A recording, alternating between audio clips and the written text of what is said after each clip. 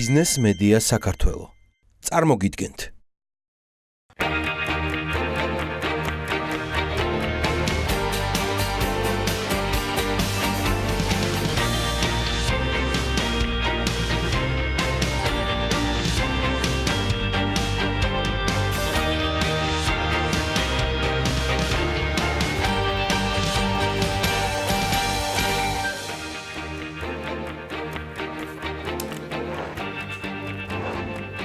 დილა მშვიდობის ბედნიერი დღე ყველას 19 ოქტომბერია ვიქოქებით და ვიწყებთ საქმიან დილას ყველაზე საქმიანი მაყურებლისთვის საქართველოში. მადლობა ყველას ვინც უყურებს TV პირველს.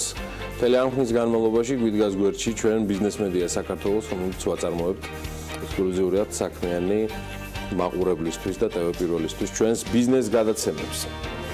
Თვათ კარგი ამბით ვერ ვიწყებ, მაგრამ იმედია ეს ცოტა ცივ შხაპს მაინც შეიტანს ჩვენს პოლიტიკურ ბატალიებში, რომელიც საფინიშო ნიშნულზე არის უკვე გასული და ზეკ ყველას მოგვიწევს რომ წავიდეთ და ხმა მივცეთ ჩვენს რჩეულებს ადგილობრივ არჩევნებზე. ამასობაში კი ჩვენი ქვეყანა განათლების ხარისხით მსოფლიოს 127 ქვეყანას შორის 101 ადგილზეა. მსოფლიო ეკონომიკური ფორუმის მონაცემებით რეიტინგში საქართველო ეთიოპიას და მექსიკას შორის გახლავდა. განათლების ხარისხით რეიტინგის პირველ ადგილებს შვეიცარია, სინგაპური და ფინეთი ინაწილებენ, ხოლო საქართველო მეზობელი ქვეყნებიდან რეიტინგში 45 ადგილზეა. აზერბაიჯანი 52-ზე რუსეთი, სომხეთი 61-ზე, თურქეთი კი 99-ზე. განათლების სისტემის ხარისხის კრიტერიუმში საქართველო ასევე ჩამორჩება მეზობელ ქვეყნებს და სიაში 107 ადგილზეა. გადავიდეთ თქვენთვის არანაკლებ მნიშვნელოვან თემაზე, როცა ამ ყველაფრის ჩაშლა ხდება სხვადასხვა მიმართულების თუ იგივე მეცნიერების ხარისხის მიხედვით, აი მაგალითად მათემატიკის და მეცნიერების განათლების ხარისხის კრიტერიუმით საქართველო მსოფლიოს 127 ქვეყანას შორის 103 ადგილზეა. აღნიშნულ კრიტერიუმში საქართველოს ჩამორჩება თურქეთი, რომელიც 104 ადგილს იკავებს. პირველ პოზიციას კი მსოფლიოში სინგაპური იკავებს, უკრაინა მათემატიკისა და მეცნიერების განათლების ხარისხით. უკრაინა მსოფლიოში 27 ადგილზეა, სომხეთი 33, რუსეთი 51, ხოლო აზერბაიჯანი 66. განათლების სისტემით რომ ვერ დავიტყვეხნით ამ რეიტინგის გარეშეც ყველამ ვიცით, გასაუმჯობესებელი და დასახვეცი კიდევ ბევრი გვაქვს და მაინც არსებობს გამონაკლისები, მათ შორის სასიამოვნოს და ისეთიც საქმიან დილას რო ხდება. ადგილი, სადაც ინგლისურს სიმღერით სწავლობენ, სოციალურ ქსელში ამ ვიდეოს პოპულარობა ბევრს მოწმობს, მაგრამ სჯობს ნახოთ თუ ჯერჯერობით არ გინახავთ, ეს მართლაც არაჩვეულებრივი ვიდეო.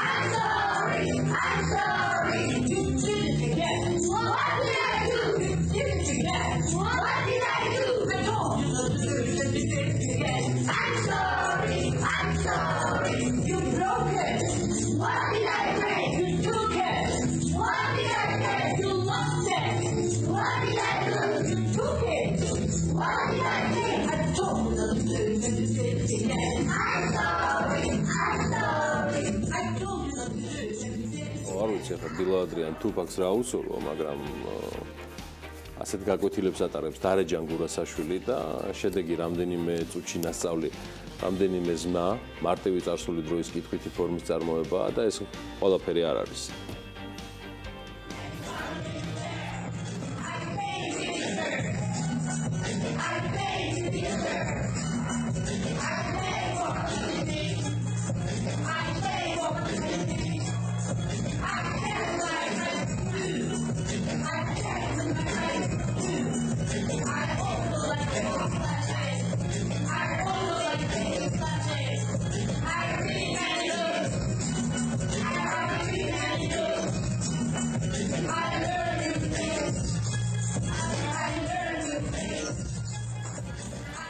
წარმატებები დარეჯან გურასაშვილს მით უმეტეს რომ როგორც ბიზნეს მედია საქართველოს გააკეთა სწავლების ეს მეთოდი პირადად მისთვისაც ექსპერიმენტულია, ჯერ მხოლოდ რამდენიმე კვირიანი გამოცდილებით შედეგების შეჯამებას ქალბატონი დარეჯანი თავად ერიდება, თუმცა პირობა მოგცა, რომ სულ მალე შედეგებს გაგვაცნობს და სასურველი მიზნის მიღწევის შემთხვევაში წიგნის გამოცემასაც აპირებს და შვილიშვილების შესრულების სასწავლო ტრეკებსაც ჩაწერს.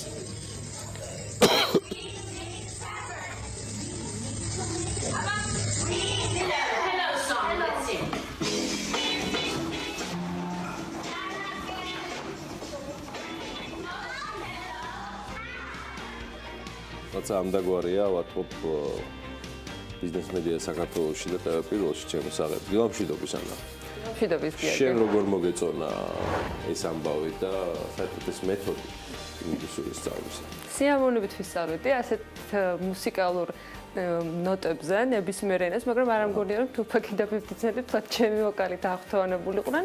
მას ახალისა და სასარგებლოა, როცა ერთ პაკეტშია, კარგი და შესაბამისად საინტერესო, მაგრამ დილიდან რადგან განათლების თემით დავიწყოთ, გუშინდელი საქმის კურსის გამოშვებიდან მინდა მივამატო ამ თემას კიდევ ერთი კომენტარი დილის მაყურებლისთვისაც. სალმა მეცხოვრიშვილმა როგორც ჩვენთან ეთერშიც დაანონსა, თემურ ჭყონიასთან ინტერვიუს ნაწილები დოზირებულად შემოგთავაზა და ამჯერად ბიზნესმენის პასუხი მინდა მოვისმინოთ კითხვა რომელიც ახალგაზრდების განათლებაში მის წვლილს უკავშირდება. სამწუხაროდ ახლოს არ ვიყავი ბენდუქიძესთან. სამწუხაროდ ისე განვისთი, იმიტომ რომ რაღაცა მქონდა რომ უნდა შევეწინააღმდეგო მეთქი, ფიქრობდი სულ და მე რაღაცა მქონდა რომ ისეთი აი ოპოზიციური თემა მქონდა ამ კაცს, მაგრამ ძით პატივცემდი ძალიან. სამწუხაროდ გარდაიცვალა ვერ მოვასწარი დაახლოება, თორე რაც ეს აბსოლუტურად განსხვავებული პიროვნება იყო ჩვენ საუკუნეში, ესე ვთქვი და საქართველოს ბიზნეს სინამდვილეში თავისი ექსტრავაგანტული ქცევებით, სიდიდით და რაც მანან გააკეთა, თქვათ განათლებაში რამხელა როლი ითამაშა, მაგის შურს, მე შურიან კაცი ვარ, მაგრამ შურს. და რატო ვერ ვაკეთე, ვიცი? ვიღაცამ რომ შემადაროს ბენდუქიძესთან იმ ხელას ვერ გავხაჩავ და არ მინდა რომ პატრა გამომივიდეს. თუმცა თემურ ჭყონია ამ ინტერვიუში აღნიშნავს იმასაც, რომ ნამდვილად მნიშვნელოვანი არის განათლებაში ინვესტირება და მას აქვს პრეტენზია იმასთან დაკავშირებით, რა კვალიფიკაციასთანაც უხდება შეხება და ძალიან საინტერესო ნაწილი იყო თავად ამ კვალიფიკაციაზე საკუთარ თავს როგორ აფასებს ამ ყველაფერთან დაკავშირებით კი ვისაც თქვათ გუშინდელი საქმის კურსი არ გინახავთ შეგიძლიათ BMG-ზე საინტერესო ინტერვიუს ნაწილებს გაეცნოთ. ხო, BMG-ზე ნამდვილად ნახავთ უამრავ ამონარიც სუპერ საინტერესო ინტერვიუსგან თემურ ჭყონიასთან ერთხელ ჩაწერ ამ ადამიანს და შემდეგ მთელი თვე შეგიძლია სხვადასხვა ამონარიდებს უკეთო დისტრიბუცია.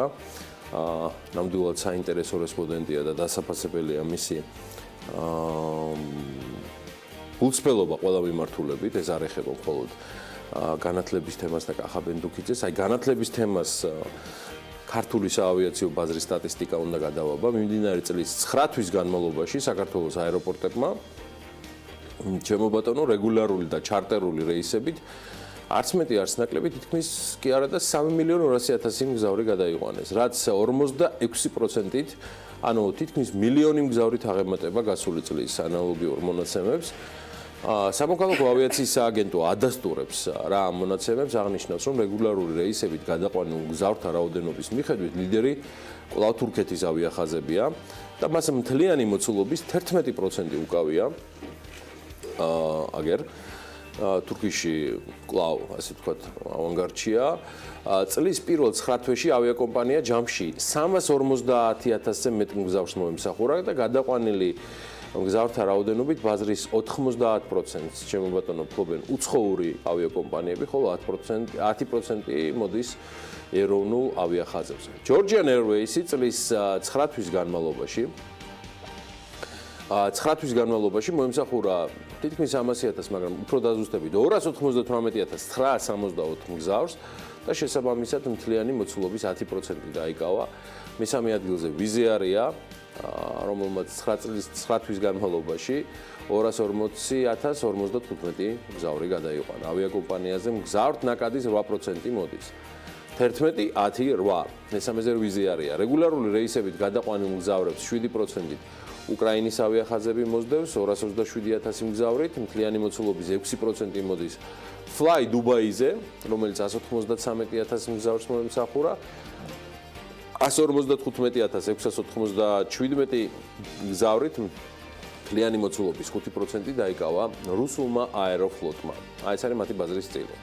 ურალის ავიახაზები 120,000 მგზავრით წარმოდგენილია და ბაზრის 4%-იანი წილი უკავია ბაზრის, ანუ გადაყვანილი მგზავრებისა. ავიახაზებმა ბაზრის 3%-ის დაკავება შეძლო, ყატარზეა საუბარი, რომელიც 100,000-იან ნიშნულს უახლოვდება, სულ რაღაცა 4,000-მდე მგზავრი აკლდება. და ასევე 3%-იანი წილი მოდის ისრაელის ავიახაზებზე, რომელიც 93,000 მგზავრს მოემსახურა. პეგასუსი ასევე ამ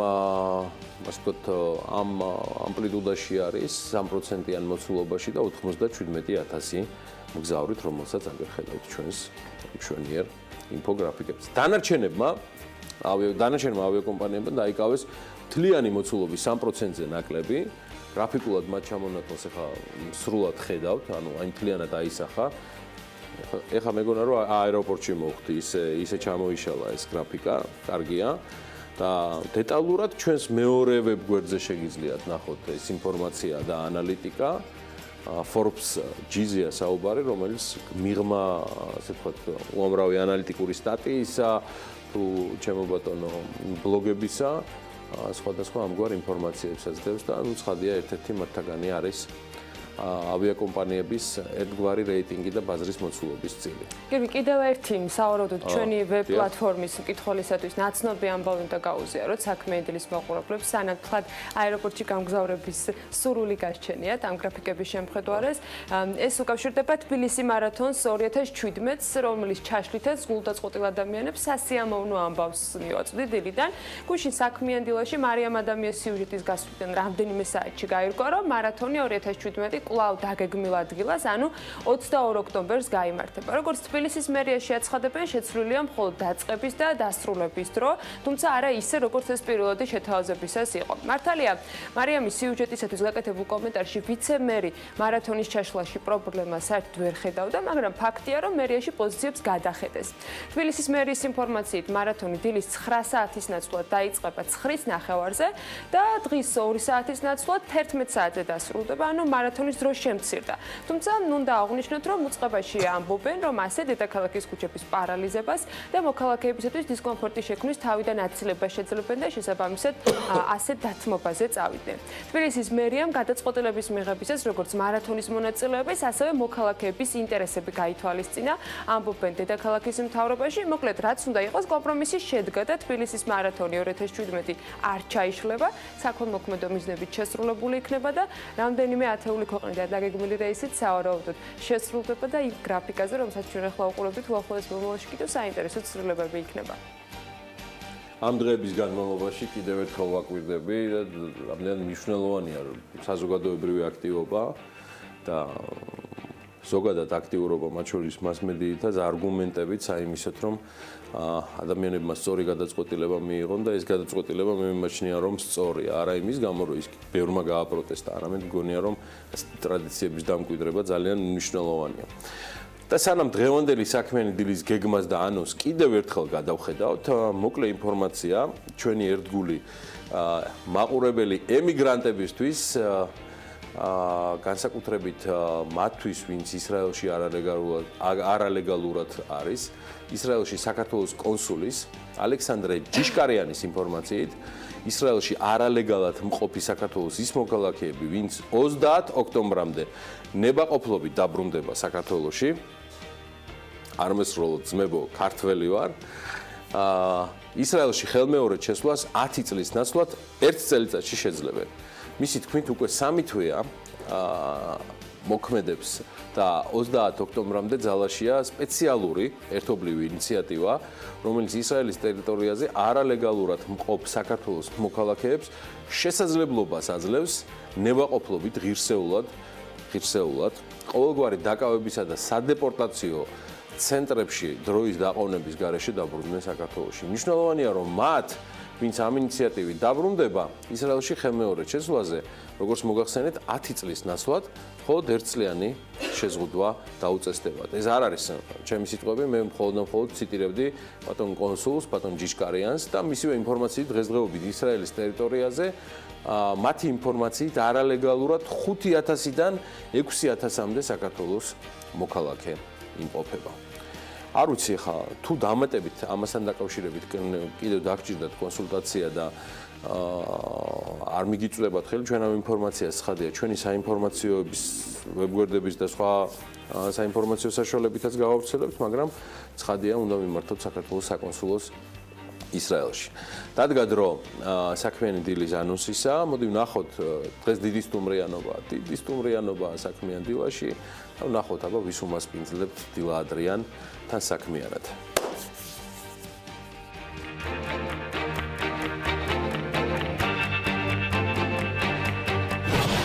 13 ოქტომბერს საქმიანად ბიზნეს მედია საქართველოს გუნდის წევრებთან ერთად იწყებენ მიხეილ ბატიაშვილი, ბიზნესისა და ტექნოლოგიების უნივერსიტეტის რექტორი. გორგი ანალიტიკით თამარ ზამთარაძე, BS მარკეტინგის სამსახურის ხელმძღვანელი გვერდება. ზაზა აბაშიძის სტუმრები იქნებიან ჯოზეფ სმიტი და ალეკო ელისაშვილი. ირაკლი ქირია, აიტექნიკის მარკეტინგის მენეჯერი და აიტექნიკის აღმასრულებელი მენეჯერი სალომე გუგეშაშვილი შემოგვიერთდებიან. იგა ქარდავა სტუმრები ქეთი ადეიშვილი, King David-ის მარკეტინგის და გაყიდვების დირექტორი და ნინი მარიამიძე King David-ის მარკეტინგის სამსახურის უფროსი იქნებიან. დილა უნდა იყოს საქმიანი და რა თქმა უნდა ტევ პირველზე.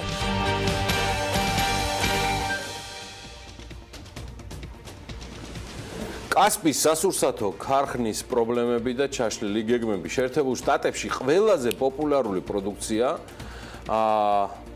ქართული ტყემლები და საწებლებია. სამეგრელოში ჩხოროწყუს მუნიციპალიტეტის სოფელ მუხურში მეფუტკრეობის საცდელი ბაზა გაიხსნა. ბაზა 2 ლაბორატორიის, საოფისე და დამხმარე შენობა ნაგებობისგან შედგება, სადაც შესაძლებელია ქართული ფუტკრის ჯიშის, ხალასი ქართული ფუტკრის ჯიშის გამოყვანა, სელექცია და მაღალპროდუქტიული ჯიშის გავრცელება მთელი ქვეყნის მასშტაბით. თბილისში ეკონომიკის სამინისტროს ყოფილი შენობის ადგილას ასაშენებელი სასტუმროს ფასადის კონცეპტუალურ პროექტს ხვალინგი ხელახლა, ანუ თავიდან შეარჩევს. ხوار რჩებაში დავეშტილება ანა რომ ცოტა დაითარცა ის ადგილი ჯორჯიაშვილის ქუჩაზე ეკონომიკის სამინისტროს ყოფილი შენობა. ჯერ იყო და გადადიოდნენ, გადავიდნენ და ისევ ქირით არიან ამდენი ხანია. სწორედ ამის აღნიშნა მინდოდა. თქობა არ მოეწონა რაღაცა პროექტები, რომელიც მათ წინასწარ შეარჩიეს, რაც კარგია ახლა, იმიტომ რომ თუ რაღაცას კარგს შეარჩევენ, იმიტომ რომ მაინც ქალაქის ცენტრია, ეს მხოლოდ მათ შემოსავლებს გადის, ეს მათი საკუთრებაა და ცხადია დისკრეციაც და ყველანაირი უფლება მათ შორის გემოვნებითიც არქიტექტურაში მათ ხარეს არის. მაგ თავარია ვადები არ დაირღვას, თორემ ეს შენობა, რომლის ფასადიც დღეს საკმაოდ ნანგრევებით არის წარმოდგენილი, დარწმუნებულია რომ ბევრად უკეთესი იქნება და რაც უფრო კარგი იქნება, მით უკეთესი, თუმცა იმის აღნიშვნა მინდოდა რომ თავად ეკონომიკის სამინისტროს აქვს შენობა მოსაძიებელი და ვნახოთ როგორ გაირკვევა ეს ამბავი, მოასწრებენ თუ არა ისინი ახალ სამთავრობო ქალაქად წოდებულ დასახლებაში გადაბარგებას, მშენებლობის დასრულებას თუ იქამდე კიდევ მოუწევთ რომ ახალი ფართი შეარჩიონ და ქირა გადაიხადო. მოკლედ ამ ყველაფერს ამ ბიზნესი ახლებში ვერ მოისმენთ, იმიტომ რომ ჯერ ეს ყველაფერი გარკვეული არის, თუმცა საინტერესო ამბები მოგემზადეთ და რამდენიმე წამში ვართ პირდაპირ ეთერში.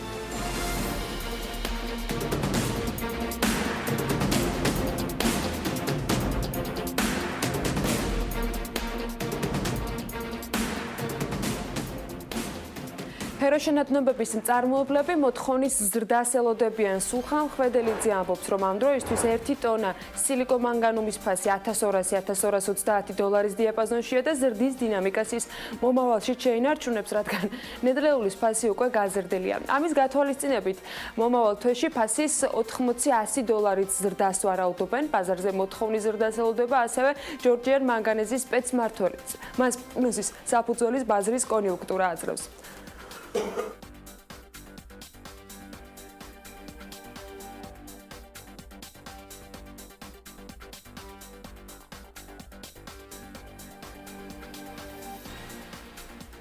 სამეგრელოში ჩხოროწყუს მუნიციპალიტეტის სოფელ მუხურში მეფუტკრეობის საცდელი ბაზა გაიხსნა. ბაზა 2 ლაბორატორიის, საოფისე და დამხმარე შენობა ნაგებობებისგან შედგება. სოფლის მეურნეობის სამინისტროს ინფორმაციით ბაზაზე განთავსებულია სასალექციო და სანაშენე მეურნეობა, სადაც შესაძლებელი არის ხალასი ქართული ფუტკრის ჯიშის გამოყვანა, სელექცია და მაღალპროდუქტიული ჯიშის გავრცელება მთელი ქვეყნის მასშტაბით. პარლამენტის აგრარული კომიტეტის თავმჯდომარის განცხადებით, მუხურის მეფუტკრეობის საცდელი ბაზა უნიკალური პროექტია, რომელსაც ანალოგი ქვეყნის მასშტაბით არ აქვს და ეს ყველაზე მნიშვნელოვანია, რადგან მოემსახურება კავკასიური რუხი ფუტკრის ჯიშის აღდგენას და პოპულარიზაციას.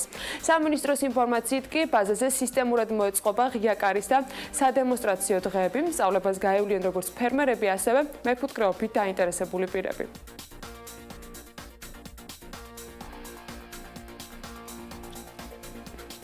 ნატახტარში თანამედროვე სტანდარტებით აღჭურვილი საწარმო გაიხსნა, რომელიც მხოლოდ ადგილობრივი ნედლეულით წელიწადში 50 ტონაზე მეტ სხვადასხვა ხილის ჩირს დაამუშავებს.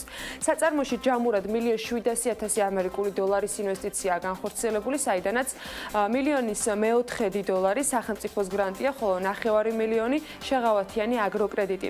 პროდუქცია სრულად საექსპორტო ბაზრისთვის არის გათვლილი და ევროკავშირის ქვეყნებში ექსპორტზე გავა. საწარმოში 58 ადამიანია დასაქმებული.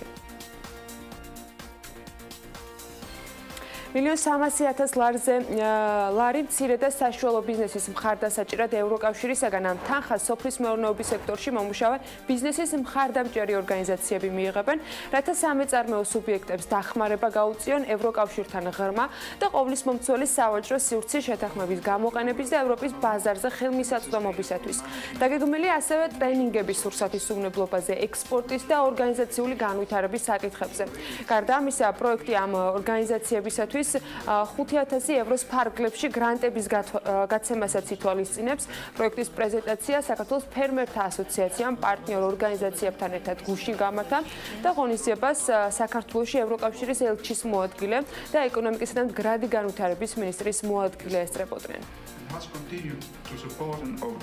მას შემდეგ რაც ხელი მოეწერა ხმა და ყოვლისმომცველ თავისუფალ სავაჭრო შეთანხმებას, ძალიან მნიშვნელოვანია ინფორმაციის გავრცელება, შესაბამისად არსებული ორგანიზაციების იქნება სექტორული თუ დარგობრივი ასოციაციის გაძლიერება, რაც საშუალებას მიცემს შემდგომ უკვე საქართველოში მომუშავე მცირე და საშუალო ფერმერულ მეურნეობებს, რომ ექსპორტზე გაიტანონ თავიანთი პროდუქცია, თუმცა აქ უნდა აღვნიშნოთ, რომ პირველ რიგში ყველაზე მნიშვნელოვანია ეს გახლავთ საინფორმაციო ხასიათი იმ მიმართებაში თუ რამდენად დადებითად მოახდენს ზეგავლენას ღრმა და ყოვლისმომცველი თავისუფალი სავაჭრო შეთანხმება რეგიონში მცხოვრებ ადამიანებს. შეთანხმება, რომელსაც ღრმა და ყოვლისმომცველი თავისუფალი ვაჭრობის შეთანხმება მოიცავს და ის სარგებელი, რომელიც მოაქვს ამ შეთანხმებას, აუცილებელია, რომ კომუნიკაცია მაქსიმალურად გაკეთდეს საზოგადოებასთან და ასევე კერძო სექტორთან, რომლებიც უშუალოდ ჩართულები არიან იმ რეგულაციების დანერგვაში და ევროსტანდარტების დანერგვაში, რომ გადაიარაღონ თავიანთი წარმოებები და ევროპული სტანდარტით ნაწარმოების პროდუქცია გაიტანონ ევროკავშირში.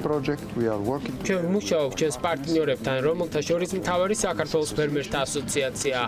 პროექტი ითვალისწინებს მცირე და საშუალო ბიზნესის მხარდაჭერას სოფლის მეურნეობის სექტორში, რომ მეწარმეებმა გააუმჯობესონ თავიანთი შესაძლებლობები მარკეტინგში და შეძლონ ევროკავშირის ბაზარზე საქონლის გატანა ღრმა და ყოვლისმომცველი თავისუფალი სავაჭრო სივრცის შეთანხმების ფარგლებში.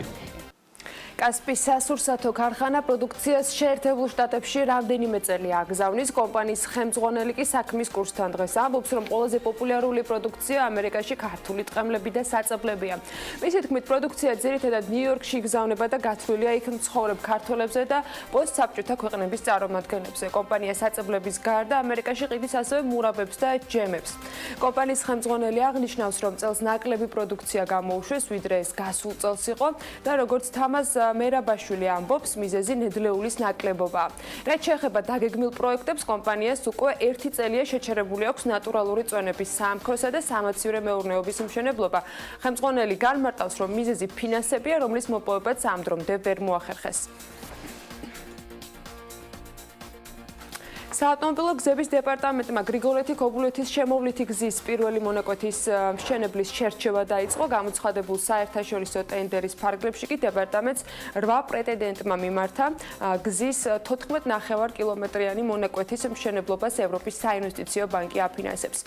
მშენებლობის პროექტი იქნება 4-ზოლიანი, 22 სახით გადასასვლელით და 4 სატრანსპორტო კვანძით, ასევე წყალგამტარი მილებისა და მიწისქვეშა გასასვლელების მშენებლობის გათვალისწინებით. ახალი საავტომობილო გზის მშენებლობა კი სრულად უზრუნველყოფს მაღალი ინტენსივობის საერთაშორისო მნიშვნელობის გზაზე მზარდი სატრანსპორტო ნაკადების გამტარუნარიანობას. თბილისში ეკონომიკის სამინისტროს ყოფილი შენობის ადგილას ასაშენებელი სასტუმროს ფასადის კონცეპტუალურ პროექტს ჰუალინგი თავიდან შეარჩევს. გაზაფხულზე შერჩეული ვიზუალის ცვლილება პროექტის ცვლილებამ განაპირობა.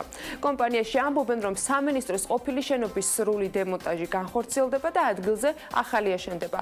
კომპანიის მოთხოვნაა, რომ ფასადის საპროექტო სახე მაქსიმალურად უნდა ერწყმუნდეს მიმდინარე გარემოს და ქალაქის იერსახეს. ფასადის კონცეპტუალური პროექტები კი დაინტერესებულმა პირებმა კომპანიას 20 ნოემბრის 18 საათამდე უნდა წარუდგინონ. კონკურსში გამოვლინდება 6 საუკეთესო პროექტი და დაწესებულია პრემიებიც.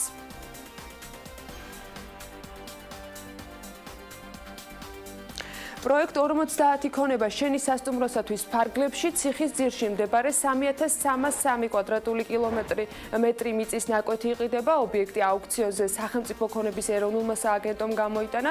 აუქციონი გუშინ არის გამოცხადებული და მისი დასრულების თარიღი 1 ნოემბერია. ობიექტის საწყისი ფასი 370,000 ლარია და შესაბამისად მსურველებმა სწორედ რამდენიმე დღეში უნდა მოახერხოს საკუთარი პოზიციების დაფიქსირება.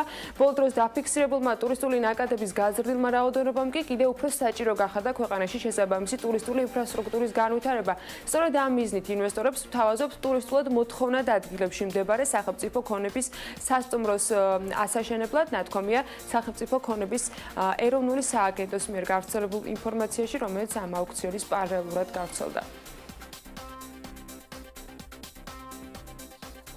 სბერბანკი არაკომერციული კონსორციუმის Enterprise Ethereum ალიანსის წევრი გახდა, რომელიც ბლოკჩეინ ეთერიუმის რეალურ ბიზნესში გამოყენების შესაძლებლობებს სწავლობს. ალიანსი 2017 წლის თებერვალში შეიქმნა და მის შემადგენლობაში უმსხვილესი საერთაშორისო ფინანსური IT კომპანია, მათ შორის არის Credit Suisse, ING, JP Morgan, Deloitte, Microsoft და ასე შემდეგ. სბერბანკი პირველი რუსული ბანკია, რომელიც ამ ალიანსის წევრი გახდა. აქამდე ერთადერთი რუსული კომპანია, რომელიც კონსორციუმის წევრი იყო Kiwi. როგორც სბერბანკის საკრედიტო ორგანიზაციის პირველი აღმასრულებელი დირექტორი ამბობს, ალიანსის წევრობა ბანკისთვის ახალი ეტაპი იქნება, რომელიც გახსნის შესაძლებლობას საერთაშორისო გადარიცხვებზე და ტექნოლოგიურ ექსპერტიზაზე მართულობით სექტორში. 2016 წლის სექტემბერში სბერბანკი ასევე შეუერთდა საერთაშორისო ბლოკჩეინ კონსორციუმს, რომელიც ფონდ Linux-ის მიერ 2015 წლის დეკემბერშია დაფუძნებული და არაკომერციულ კონსორციუმს წარმოადგენს. Dow Jones-ის ინდექსმა ისტორიაში პირველად 23,000 მიაღწია. ინდექსი 100 წლიან ისტორიაში ყველაზე მაღალ მაჩვენებელს აფიქსირებს. ინდექსი 22,000-იან ნიშნულზე მაღლა პირველად აგვისტოში დაიხურა. დონალდ ტრამპის გაპრეზიდენტების შემდეგ სხვათა შორის ინდექსი 4,600 პუნქტზე მეტად არის გაზრდილი. ინდექსზე მნიშვნელოვნად იმოქმედა United Health-ისა და Johnson & Johnson-ის მიერ მოგების შესახებ პროგნოზების ზრდა. კომპანიის აქციების ფასი 5,6%-დან 3% არის გაზრდილი. ასეთი ამბები გვაქვს საერთაშორისო ბირჟებზე, თუმცა ვნახოთ რა ხდება ქართულ სავალუტო ბაზარზე, ამას კი გიორგისგან მოვისმენთ.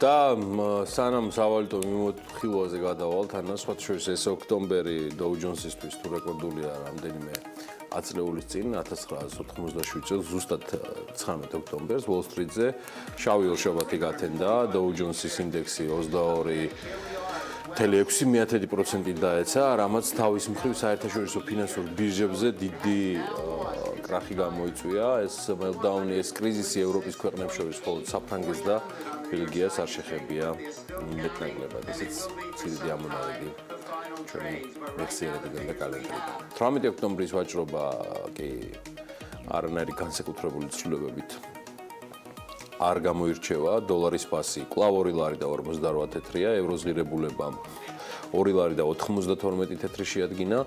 თურქული ლირით დაინტერესებულებმა 67 თეთრი მოიმარჯვეთ და ფუნტის საყიდლად კი გაამზადეთ 3 ლარი და 27 თეთრი.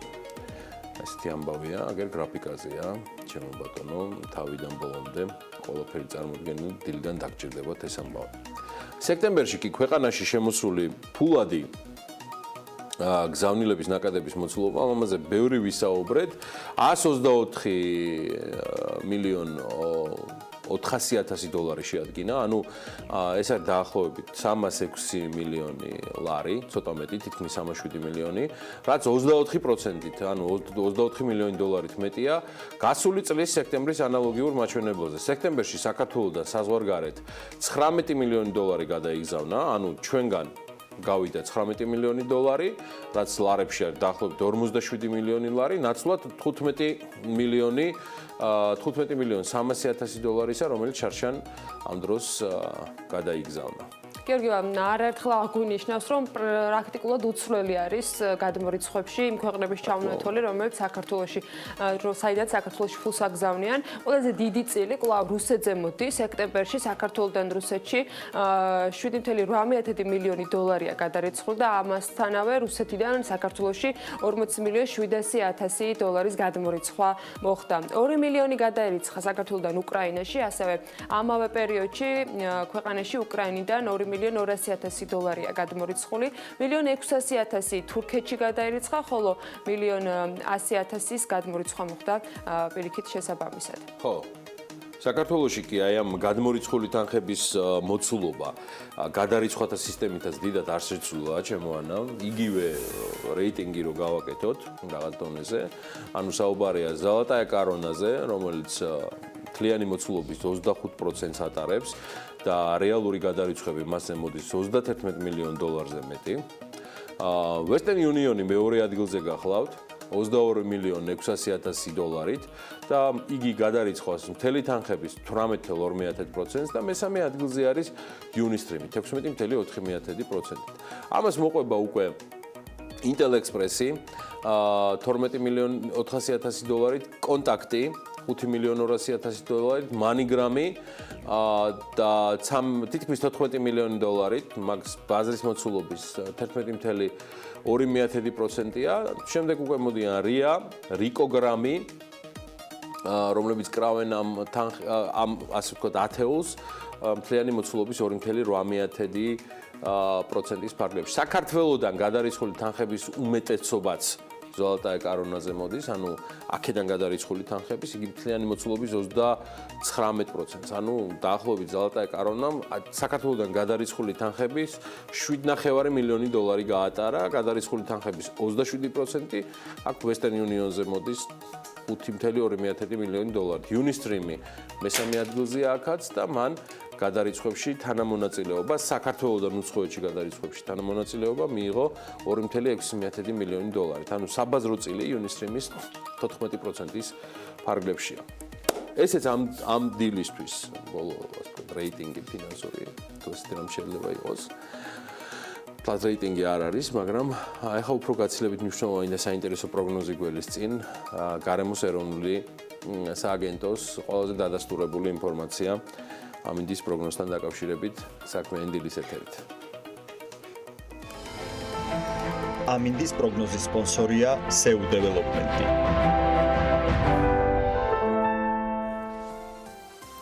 გარემოს ეროვნული სააგენტო იტყობინება, რომ ამინდი საქართველოში განპირობებული იქნება სამხრეთიდან გადმონაცვლებული თბილი ჰაერის მასები და მოსაოდნელია დრო-გამოშვებით ღრუბლიანობის მომატება, თუმცა უმეტესად უნალექოდ ჩაევლის დღე და იქრულებს აღმოსავლეთის ქარი. სოხუმში 22 გრადუსი იქნება და უნალექოდ ჩაევლის დღე, ბათუმში 21 გრადუსი დაფიქსირდება და ქობულეთში 22 გრადუსია ნავარაუდავი.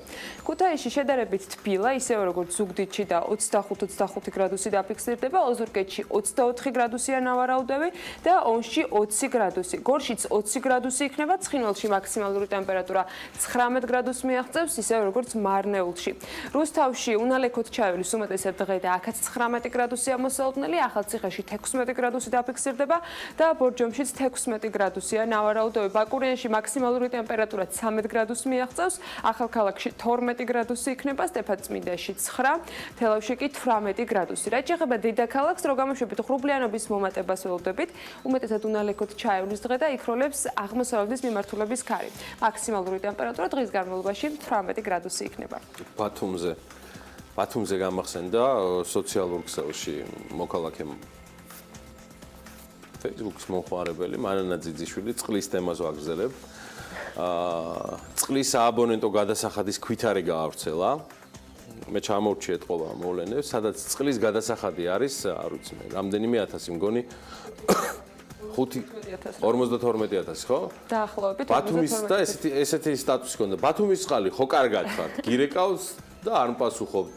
ერთ სულს რომ ამხელა გადასახადი მომაწერეთ, თან ორი კვირაა ბათუმში არ ვიმყოფები და საერთოდ გადაკეტილი მქონდა მთელი წყალი, მთელი ბათუმის მომხმარებლების წყალი მე რატო გადავიხადო, წერს მანანა ძიძიშვილი, ინფორმაცია კომპანია ბათუმის წყალში კი აცხადებენ რომ აბონენტი გადაამოწმეს და შეცდომა დაფიქსირდა. ანუ ქალბატონ მანანას არ აქვს 52,000 ლარი გადასახდელი, თუმცა ეს არ იყო მთლად-სასიამოვნო. ისე იმფონზე როცა მთელ აჭარაში წყალდიდობა იყო ფაქტობრივად ამ დღების გამო უხმარლი მთელი წყლის ნაკადი მასთან მის მრიცხველთან დატრიალდა. ან როგორც ნული შეეშალა თან რაღაცა 3 ციფრი. ნუ ყოველ შემთხვევაში ეს არ არის ან სასიამოვნო ამორტმული ჩეკებიდან, როცა ჩვენ ადამიანებს ურჩევთ რომ რა გავაკეთო თუ სალარო აპარატმა 2 მილიონის ჩეკი ამომიგდო. აიღეთ ფული და მოხიეთ ქვეყნიდან. ამ დროს რა უნდა ურჩიო? შემოსავლების დროა და პირველზე. მალე დაგიბრუნდებით.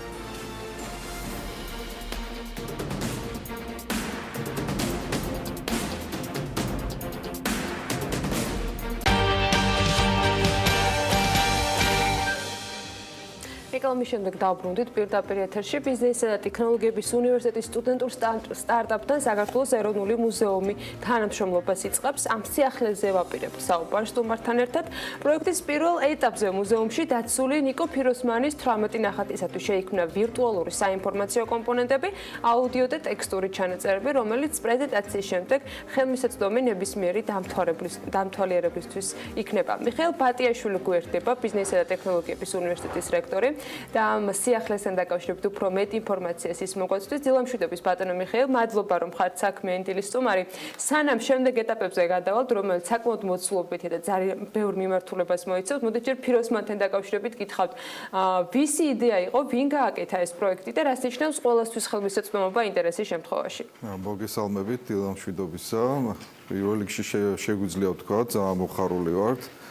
ტექნოლოგიები იმდენად ბევრ სფეროში შემოდის, რომ ალბათ ხელოვნებაც ერთ-ერთი მიმართულებაა, სადაც ასევე მნიშვნელოვანია ტექნოლოგიების დანერგვა და მნიშვნელოვანი ნაბიჯია, რომ ჩვენ უნივერსიტეტში სწორედ იგივე ჩვენი სტუდენტების და ჩვენი აბიტურიენტების პირველი სტარტაპი, რომელიც შეიძლება ჩავთვალოთ, რომ უკვე წარმატებული შემდგარი ბიზნეს პროექტია, სადაც ჩართული იყვნენ ჩვენი სტუდენტები და რაც ნიშნავს რეალურად ფაქტიურად ხელოვნების ნიმუშების გაცოცხლებას, ანუ ეს ნიშნავს იმას, რომ ტექნოლოგიები შემოდის იგივე ხელოვნებაში, მუზეუმში და ტექნოლოგია შეუძლია იგივე მუზეუმში დავათვალიეროთ ჩვენი შესანიშნავი მხატვრების ნახატები და მობილური აპლიკაციების საშუალებით მოусმინოთ, როგორც ვთქვათ, იგივე ამ ნახატების აღწერას, იგივე ჩვენი ცნობილი მხატვრების ისტორიებს, წავიკითხოთ მათ შესახებ, გავეცნოთ რაც შეიძლება მეტ ინფორმაციას და ეს ყველაფერი შესაძლებელია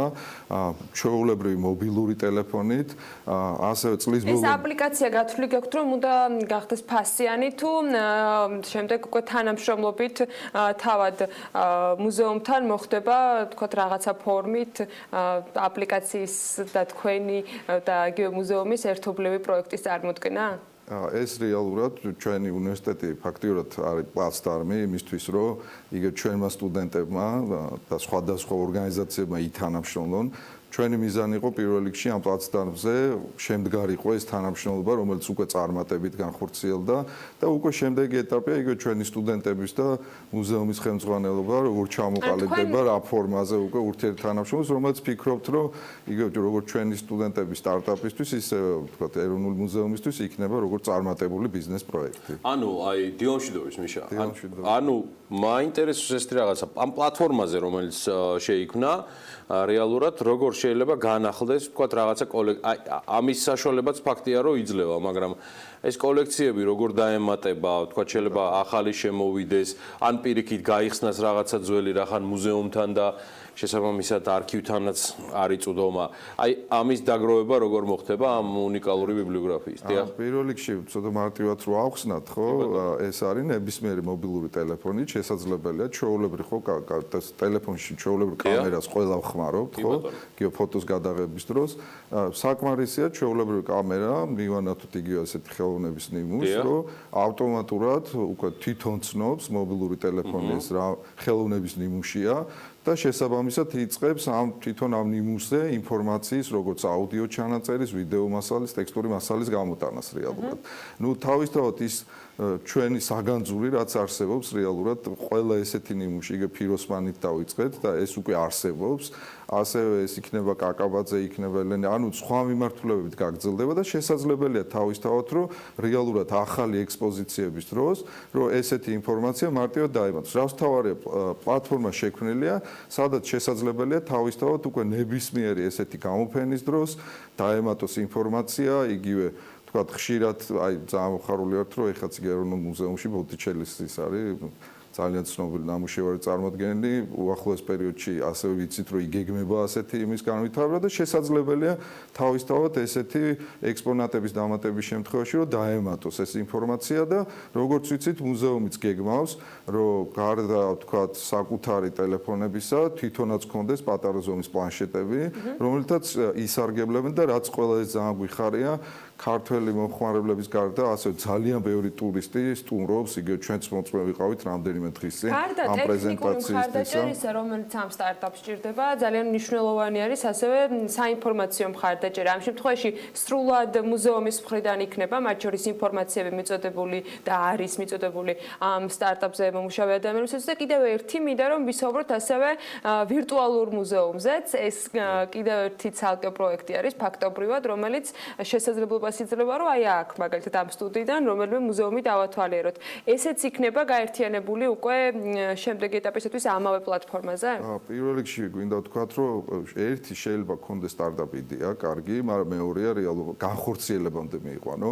რაც ფიქრობთ, რომ ეს შევძელით, ანუ შედგა ურთიერთობა უნივერსიტეტს, ჩვენ სტუდენტებს, იგივე ეროვნული მუზეუმის ხელმძღვანელობასთან, სამეცნიერო წრეებთან, ანუ ეს მასალა, რომელიც დამუშავდა, რომელიც საკმაოდ კარგი გამოცდილება არა მარტო იმისთვის, რომ რეალურად ეს პროდუქტი მიგვეღო, რომელიც უკვე წარმატებით მუშაობს, არამედ შემდეგი პროექტებისთვისაც, ანუ ჩვენ მივხვდით, რომ ეს სრულად შესაძლებელია უმოკლეს დროში და მეორე ეტაპზე თქვენ როდესაც საუბრობთ, ეს არის ვირტუალური მუზეუმი, რომელიც ფაქტიურად ესეც სრულიად სიახლეა და აქაც ძალიან მოხარული ვარ. ანუ ბევრი თქვათ ვებგვერდი იძლევა იმის შესაძლებლობას, რომ რომელიმე ქვეყნის ნებისმიერ მუზეუმში მოვხვდეთ და დავათვალიეროთ 3D ფორმატით, ისე რომ მქონდეს აღქმა სივრცესაც. ანუ ჩვენთვის არის სიახლე. ჩვენთვის არის სიახლე მართლაც და მართლაც სიახლეა ერთი ის, რომ თქვათ ეს იდეა არსებობდეს, როგორც საუბრობთ, მეორე მიიყვანოთ ტექნიკურ შესრულებამდე და ამ შემთხვევაში საუბრობთ იმაზე, რომ უკვე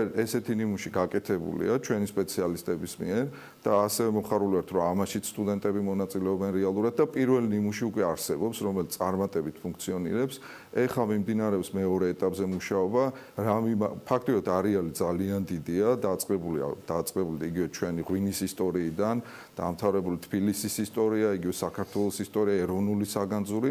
ეხლა მუშაობთ მიმართულებებზე, კონკრეტულად რა მიმართულებებია იქნება არჩეული, სადაც ასევე ვფიქრობთ, რომ უახლოეს პერიოდში ეს მუშაობა დასრულდება, მაგრამ რაც თავარია, უკვე ეს წარმატებით ჩვენი უნივერსიტეტის მხრიდან უკვე განხორციელებულია, ამის მოდელი რეალურად არსებობს ამის ნიმუში, რომელიც უკვე წარმატებით ფუნქციონირებს და როგორც თქვენ აღნიშნეთ, უკვე როგორც სხვა ქვეყნებში ეს მარტივად შესაძლებელია და ხელმისაწვდომია, იგივე ფიქრობთ, რომ ძალიან მალე საქართველოს იქნება და ამით ისარგებლებენ არა მარტო ქართველი მომხმარებლები, ასევე ძალიან ბევრი ტურისტიც, ასევე რამდენიმე ენაზე იქნება ეს ინფორმაცია წარმოდგენილი და კიდევ ერთი თქვენი და მუზეუმის ურთიერთობის ნაწილი მაინტერესებს, ექსკლუზივი აქვს თუ არა ამ კონკრეტულ სტარტაპს მუზეუმთან თანამშრომლობისას, როდესაც ის ამ პროექტებს ბოლომდე განახორციელებს. თუ ეს მხოლოდ თავარი არის ალბათ მონდომება რეალურად და რაც ძალიან გვიხარია ჩვენი სტუდენტების ენთუზიაზმი ამ პროექტში მონაწილეობს. მუზეუმი ყველასთვის გახსნილი ორგანიზაცია, როგორც ჩვენი უნივერსიტეტი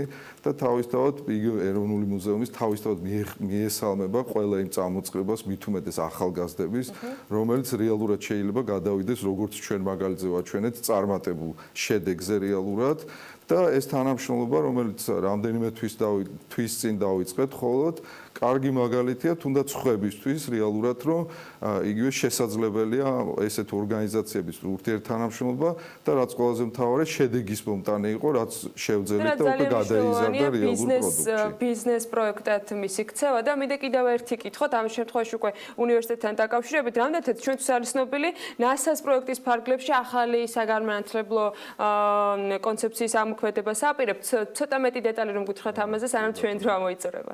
პირველ რიგში ძალიან მოხარული ვართ, რომ რამდენიმე დღის წინ ჩამოვიდა მართლაც უნიკალური ტექნიკა, სრულად პაკარდის, რომელიც რეგიონში გვაძლევს იმის შესაძლებლობას, აი ხა ერთ-ერთი პროექტი ვახსენეთ ეროვნულ მუზეუმთან ერთად.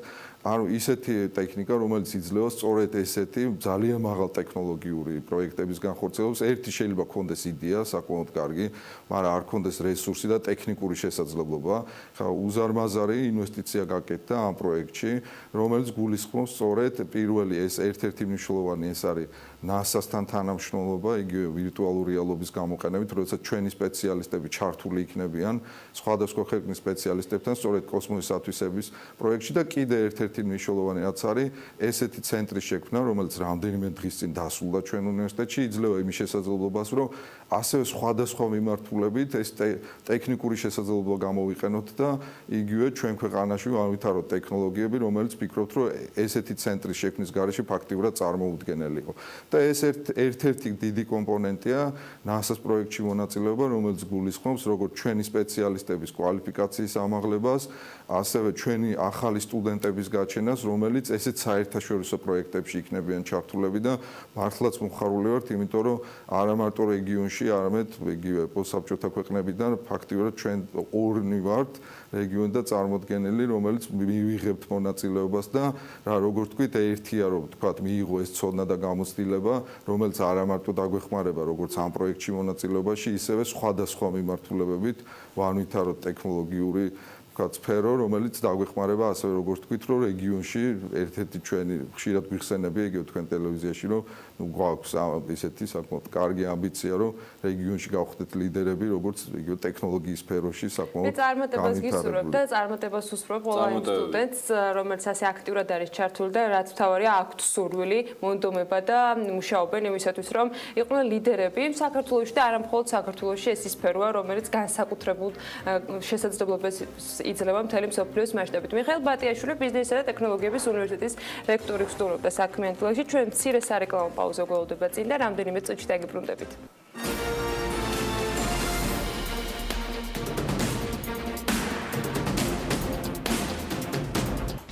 ბიზნეს საჯარო და კერძო თანამშრომლობის პროექტების იდენტიფიცირების უფლება ექნება. საჯარო და კერძო თანამშრომლობის შესახებ კანონპროექტის განხილვებს პარლამენტი იწყებს. დასრულებულ მშენებლობებში დეფექტების დაზღვევის მექანიზმის შესახებ ეკონომიკის სამინისტროს და კერძო სექტორს შორის მოლაპარაკებები გრძელდება. 2017 წლის მესამე კვარტლის მდგომარეობით საქართველოში ნედლი ნავთობის გადამუშავების შედეგად 11,291 ტონა ნავთობპროდუქტია წარმოებული.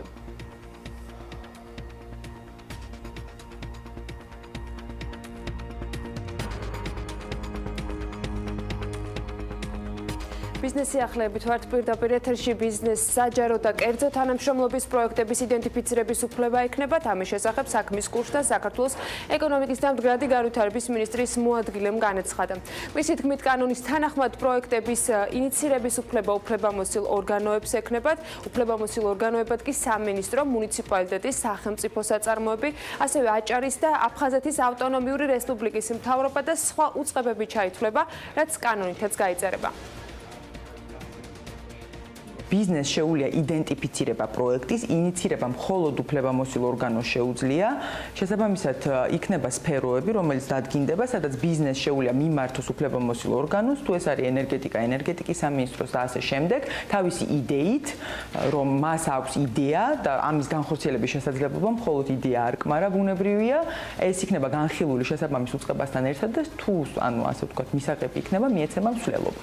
რა შემთხვევაში იქნება მისაღები, თუ ცალსახად გამოჩნდება ამ პროექტის მიხედვით, რომ ეს პროექტი ემსახურება საჯარო ინტერესს და ამ პროექტის განხორციელებით სახელმწიფო მიიღებს უფრო მეტ სარგებელს იმ შემთხვევასთან შედარებით, თუ თვითონ სახელმწიფო მარტო განახორციელებდა ამ პროექტს.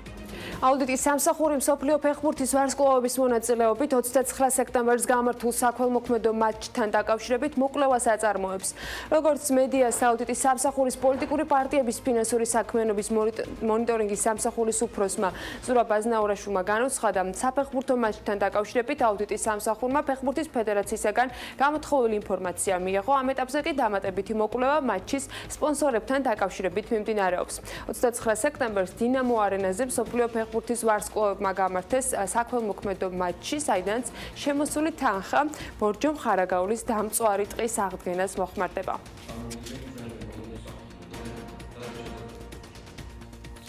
დასრულებულ მშენებლობებში დეფექტების დაზღვევის მექანიზმის შესახებ ეკონომიკის სამინისტროს და კერძო სექტორს შორის კი მოლაპარაკებები გრძელდება. როგორც ირმა ქავთარაძემ ბიზნეს მედიასთან აღნიშნა, ვიდრე ამ მიმართულებით რეგულაციები დაზუსტდება, მთავრობა ბიზნეს სექტორის ინტერესების გათვალისწინება შეეცდება. როგორც ჩვენთვის სადაზღვევო ინდუსტრიისგან არის ცნობილი, შენობებში შესაძლო დეფექტების დაზღვევა სავალდებულო სავარაუდოდ 10 წლის მანძილზე იქნება.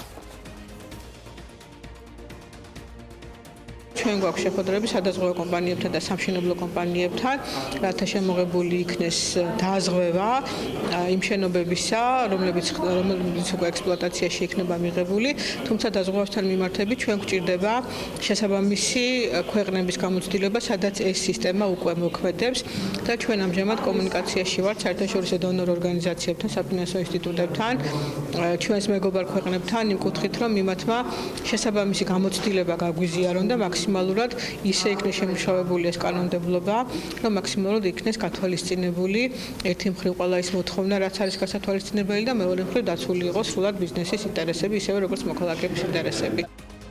ტრანსკასპიური მილსადენის პროექტის პრომოუტერი კომპანია Westream Caspian Pipeline Company Limited გეგმავს, რომ საგრანტო განაცხადი შეიტანოს ევროკავშირის მიერ გამოყოფილი სეფის ანადაფინანსების მოსაპოვებლად 2017-2020 წლის პაკეტში. ამასთან ამ დროისთვის ევროკავშირის იენას ელექტრონული განაცხადების სისტემაში ტრანსკასპიური მილსადენის შესწავლასთან დაკავშირებით კომპანიის სახელით უკვე წარდგენილია ორი განაცხადი. ევროკავშირის მოქმედი წესების და რეგულაციების შესაბამისად კი აუცილებელია პროექტების სპონსორი იურიდიული პირის ფინანსური მხარდაჭერის წარდგენა. საბოლოო გარანტიის გაცემა დამოკიდებული იქნება ევროკავშირის მიერ გრანტის დამტკიცებაზე. ტრანსადრიატიკული გაზსადენი, რომლითაც ევროპაში აზერბაიჯანული გაზის ტრანსპორტირება მოხდება, იტალიას ევროპისათვის გაზის ჰაბად გადააქცევს. ასეთი განცხადება გააკეთა სააგენტო AG-სთან სოკარის წარმომადგენლებმა. მას ექნება მნიშვნელოვნად დადებითი გავლენა ტაპზეა საუბარი იტალიის ეკონომიკაზე. უკვე არსებობს კონტრაქტები კომპანიებთან მთელი იტალიის მასშტაბით და ამ კონტრაქტების ღირებულება 7 მილიარდი დოლარია, ამბობს ის და აღნიშნავს, რომ ტაპს პროექტის მიღმა მომავალი განსაკუთრებით მასშტაბური აქვს. 2017 წლის მესამე კვარტლის მდგომარეობით საქართველოში ნედლი ნავთობის გადამუშავების შედეგად 11291 ტონა ნავთობპროდუქტებია წარმოებული. ნავთობისა და გაზის სააგენტოს ცნობით დღეისთვის ქვეყანაში 2 ლიცენზირებული ნავთობგადამამუშავებელი ქარხანა, ესენია შპს გლობუსი და შპს ზდ ნავთობის კომპანია. ორივე საწარმოზე ლიცენზიები 2015 წელს გაიცადა განისაზღვრა 25 წლის ვადით, მათგან გლობუსის ქარხანა სხვადასხვა მიზეზების გამო ამ ეტაპზე არ ახორციელებს ნედლი ნავთობის გადამუშავებას. ზდ ნავთობის კომპანია კი მდებარეობს გარდაბნის მუნიციპალიტეტის სოფელ მარტყოფში, ბაზიანის ტერიტორიაზე და მისი წარმადობა ტექნოლოგიური პროექტის მიხედვით 130,000 ტონას შეადგენს წელიწადში. სოფლის მეურნეობის მინისტრი ლევან დავითაშვილი აზიური ფაროსანას მიერ ციტრუსის მოსავლის 50-60%-ის განადგურებას ცრუ ინფორმაციას უწოდებს. ის ამბობს, რომ პრეპარატები, რომლებიც ეფექტურად მუშაობს, აზიური ფაროსანას წინააღმდეგ მოსახლეობას უკვე დარიგებული აქვს. ფერმერების განცხადებით კი აზიურმა ფაროსანამ თხილის შემდეგ ციტრუსის დაახლოებით 60%-მდე მოსავალი უკვე გაანადგურა. Absolutურად სრულ ინფორმაცია, მე ვფიქრობ, რომ ციტრუსის დიდი მოსავალი ჩვენ გვექნება ხარისხიანი, იმიტომ რომ ჩატარდა ყველა ის სამუშაო, რაც შეიძლება დიდ ფართობებში ჩატარებულიყო აჭარის სოფლის მეურნეობის სამინისტროს მხრიდან და ასევე პრეპარატები, რომელიც აბსოლუტურად ეფექტურად მუშაობს აზიური ფაროსანის წინააღმდეგ, მოსახლეობას აქვს დარიგებული და ჩვენ მაქსიმალურად ვცდილობთ, რომ მოსახლეობა დავარწმუნოთ, რომ ეს პრეპარატები გამოიყენონ იმისთვის, რომ მოსავალი გადაარჩინონ. ამ ეტაპზე ეს აბსოლუტურად სრულ ინფორმაციაა. 2017 წლის მეორე კვარტალში საქართველოში ქათმის და წარმოებული კვერცხის რაოდენობა შემცირდა. ამის შესახებ სტატისტიკის მიერ გამოქვეყნებული ანგარიში ტყობინება ბოლო მონაცემებით კი ფერმერებსა და შინამეურნეობებში 11,700,000 ფრინველია, რაც 2016 წლის შესაბამის მონაცემთან შედარებით 43,000-ით ნაკლებია. რაც შეეხება წარმოებული კვერცხის რაოდენობას, ის მეორე კვარტლის მდგომარეობით 151,800,000-ია, რაც 2016 წელთან შედარებით 7 მილიონი კვერცხით ნაკლებია. ქათამი შემოდის, აი თქვათ ეს ქათამი არის, აი შეხედეთ ქათამი, აი ესეთი საცალო ბაზრობაზე არის ეს იყიდება ქსელში, რომლის იდენტიფიკაცია და მიკვლევადობა ნულის ტოლია. ასეთი არ შეიძლება იყიდებოდეს საქართველოს კანონმდებლობის მიხედვით. ეს გამორიცხულია და ხანდახან შემოდის უცბად აი ესეთი ქათმები, რომელიც პარკებში არის და საერთოდ ქართული წარწერა საერთოდ არ აქვს. ხო, არც დაწესებული ეს კანონის დარღვევა ისე. როგორც ერთი, ისე მეორე არის კანონის დარღვევა. საქმე რაში მდგომარეობს, რომ ეს არის თავარი მიზეზი იმისაც, რომ ეხლა მეკეთბეთ, ეხლა საქმე როგორ არის, ყურეთ, ასეთი ქათამი თქვენ შენიშნეთ, რომ არის დაბალფასში არის და ეს ქათმები კონკურენციას უწევენ ძირითადად აი ეს წვრილ წარმოებლებს. დიახ. რომელიც ძალიან ბევრია საქართველოში, რომელიც აწარმოებდნენ A კატეგორიის ფერმულ ქათამს, რომელიც საკმაოდ გემრიელი და ყველაფერი, მაგრამ თქვენც კარგად იცით, რომ საქართველო არის ევროპაში ერთ-ერთი ყველაზე ღარიბი ქვეყანა. ამიტომ, როდესაც ერთი წვრივ არის ქათამი 5-6 ლარის და მეორე არის 2.5-3 ლარის, ადამიანი მიდის და უპირატესობას ანიჭებს ეს ქათმი და ბიზნეს სიახლეების ამ ნაწილის დასასრულსაც ისევ წყალმომარაგების სისტემაზე უნდა ვისაუბროთ და ისევ არაჯივიპიზე.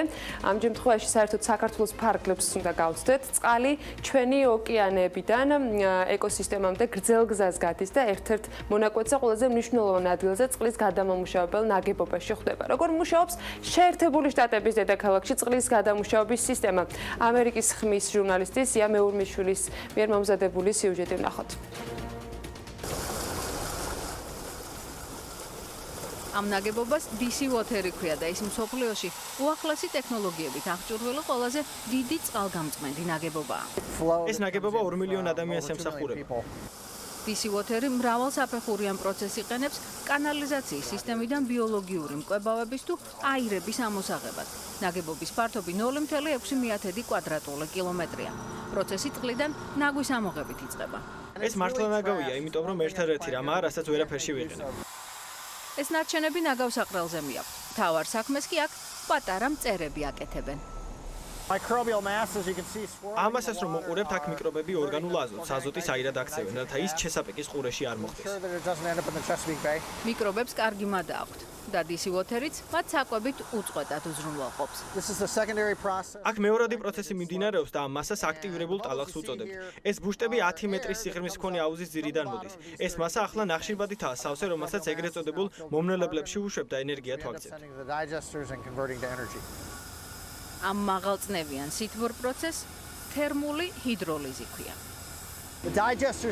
ეს მომნელებლები ქალაქისთვის ერთი დიდი კუჭია, სადაც ერთუჯრედიანი ორგანიზმი არქია ცხოვრობს, რომელიც ჩვენს გვაქვს მომნელებელ სისტემაში. ის საჭმელს ინელებს და ზოგჯერ აირებსაც წარმოქმნის. DC water სამუშაოდ 25 მეგავატი ელექტროენერგია სჭირდება. ნაგებობა ამ ოდენობის მესამეც თვითონვე გამოიმუშავებს სწორედ ამ აირების გამოყენებით. ყარმასას სასუქად ამუშავებენ.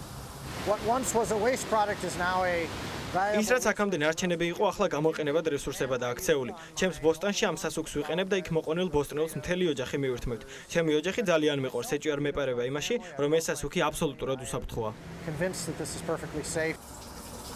წვიმების და დიდთოვლობის შემთხვევაში ეს წყალგამწმენდი ნაგებობა შეუხერხებლად მუშაობს და ადგილობრივი ეკოსისტემის მავნე ნარჩენებისგან დაცვას აგრძელებს. ია მეორმეშვილი, ამერიკის ხმა, ვაშინგტონი. ეკრანი აღუდოვლია სამთ. დოლარმა სამშაბათს დაწყებული სწრაფი წინსვლა 4 შაბათს გააგრძელა იმ მითქმა-მოთქმის პარალელურად თუ ვინ იქნება ფედერალური სარეზერვო ბანკის ახალი ხელმძღვანელი. პრეზიდენტმა ტრამპმა სამშაბათს თქვა, რომ სამსახურის თავკაცის აზიაში მოგზაურობამდე, ანუ 3 ნოემბრამდე შეირჩევა ვინ იქნება ბანკის ხელმძღვანელი და ტრამპიც დაასახელებს. დაშორტლისტებული კანდიდატები არიან ამჟამინდელი თავმჯდომარე ჯენეტ იელენი, რომელიც ეხლა ხელმძღვანელობს ფედს, რომელიც ტრამპს 5 შაბათს შეხვდება, ანუ დღეს და კიდევ ფედის კიდევ ერთი მაღალჩინოსანი ჯერომ პაუელი და ყოფილი მმართველი კევინ ვორში სიაში არიან ტრამპის მთავარი მრჩეველი ეკონომიკურ საკითხებში გერი კონიც და სტენფორდის უნივერსიტეტის ეკონომისტი ჯონ ტეილორი. ფავორიტი ეს უკანასკნელია, როგორც წინა დღეებში გითხარით, ტეილორი. ტეილორი უფრო აქტიური პოლიტიკის მომხრეა ვიდრე იელენი და ამიტომ ინვესტორები მას მეტად უჭერენ მხარს და ასე ვთქვათ, მისი გამარჯვება დოლარის გამყარების, მცირე გამყარების წინაპირობა იქნება. იელენს ვადა თებერვალში ეწურება. ამავდროულად გამოვიდა ბინადრობის ანგარიშიც ამერიკაში, რომელიც აჩვენებს, რომ სექტემბერში ყველაზე დაბალი მაჩვენებლები მთელ დანარჩენ წელთან შედარებით და ეს ალბათ ქარიშხლების ჰარვის და ირმას ბრალი უნდა იყოს. სხვა ვალუტებს რაც შეეხება, გირვანქა სტერლინგმა გაიაფება გააგრძელა მას შემდეგ, რაც გაერთიანებული სამეფოების დასაქმების ანგარიშმა აჩვენა, რომ ხელფასების ზრდა ჩამორჩებოდა ინფლაციას. გირვანქა სტერლინგის ფასი ევროს მიმართ 1/10%-ით დაეცა და ევროს ფასი არის 89 პენსი, დოლართან მიმართებაში კი გირვანქა სტერლინგის ფასი ნაკლებად შემცირდა ვიდრე ევროსთან 9/100%-ით და დოლარსა და 31.9 ცენტს ოდნავ აჭარბებს. დოლარის ფასი გაიზარდა იენის მიმართაც და 113-იანს მეუახლოვდა. რაც შეეხება კრიპტოვალუტებს, 4 შაბათი კარგი დღე არ იყო, ტექნიკური კორექტირებების დღე იყო. ახლა ერთი ბიტკოინის ფასი 5349 დოლარია, კვირას ბიტკოინმა უმაღლესი ფასი აჩვენა თავის არსებობის მანძილზე, რაც იყო 5876 დოლარი და ნუ შეგახსენებთ, რომ წლის დასაწყისში თითქმის 6-ჯერ ნაკლები ღირდა 1000 დოლარი ღირდა სულ. ბიტკოინის ფასის დაწევას მიჰყვა ბიტკოინ ქეშიც 12%-ით გაიაფთა და 323 დოლარი შეადგინა და მეორე ყველაზე კრიპტოვალუტა, ყველაზე დიდი მეორე კრიპტოვალუტა კაპიტალიზაციით ეთერიუმი 6%-ით გაიაფთა გუშინ და კვლავ ჩამოწდა 300 დოლარს. ახლა ერთი ეთერიუმი 296 დოლარი ღირს. ისე კრიპტოვალუტებთან დაკავშირებით რაღაც ამიკითხავს და გამიგონია და მომისმენია, მაგრამ აი კოინტელეგრაფმა რა ინფორმაციაც მისცა გუშინ აფხაზეთის დე-ფაქტო რესპუბლიკასთან დაკავშირებით საოცრება იყო. რამდენიმე წელიწადში ისინი საკუთარი კრიპტოვალუტის შექმნაზე შრომობენ და შექმნას აპირებენ და ჩვეულებრივ ფულზე საერთოდ სურთ რომ ვარითქვან, ირკვევა რომ ეს ინფორმაცია აფხაზეთის ეკონომიკის de facto მინისტრმა მოსკოვში ჩატარებულ ერთ-ერთ კონფერენციაზე დაადასტურა კრიპტოვალუტის შესაქმნელად აფხაზეთი ფიქრობს რომ 1 მილიარდი დოლარი დასჭირდება და ნუ თანხების მოსაზიდად de facto ხელისუფლება გეგმავს რომ რაღაც შეზღუდული რაოდენობით აფხაზეთის რესპუბლიკის მონეტა, ანუ ეგრეთ წოდებული Abkhazian Republic coin გამოუშვას, რათა ინვესტიციები მოიზიდოს და მუნიციპალური გამჭვირვალე საფინანსო ოპერაციებით შესთავაზოს. სპორტაჟორის Bloomberg-ს კონდა საინტერესო სტატია თემაზე, რატომ სურთ ამ შემთხვევაში ავტორიტარულ ქვეყნებს ეროვნული კრიპტოვალუტების შემოღება, ნუ ავტორიტარულ ქვეყნებამდე რა ვიცი, საერთოდ ქვეყანამდე ძალიან ბევრი უკლია ოკუპირებულ ტერიტორიას. ბოლო პერიოდში რუსეთისა და ჩინეთის მთავრობები აქტიურად განიხილავენ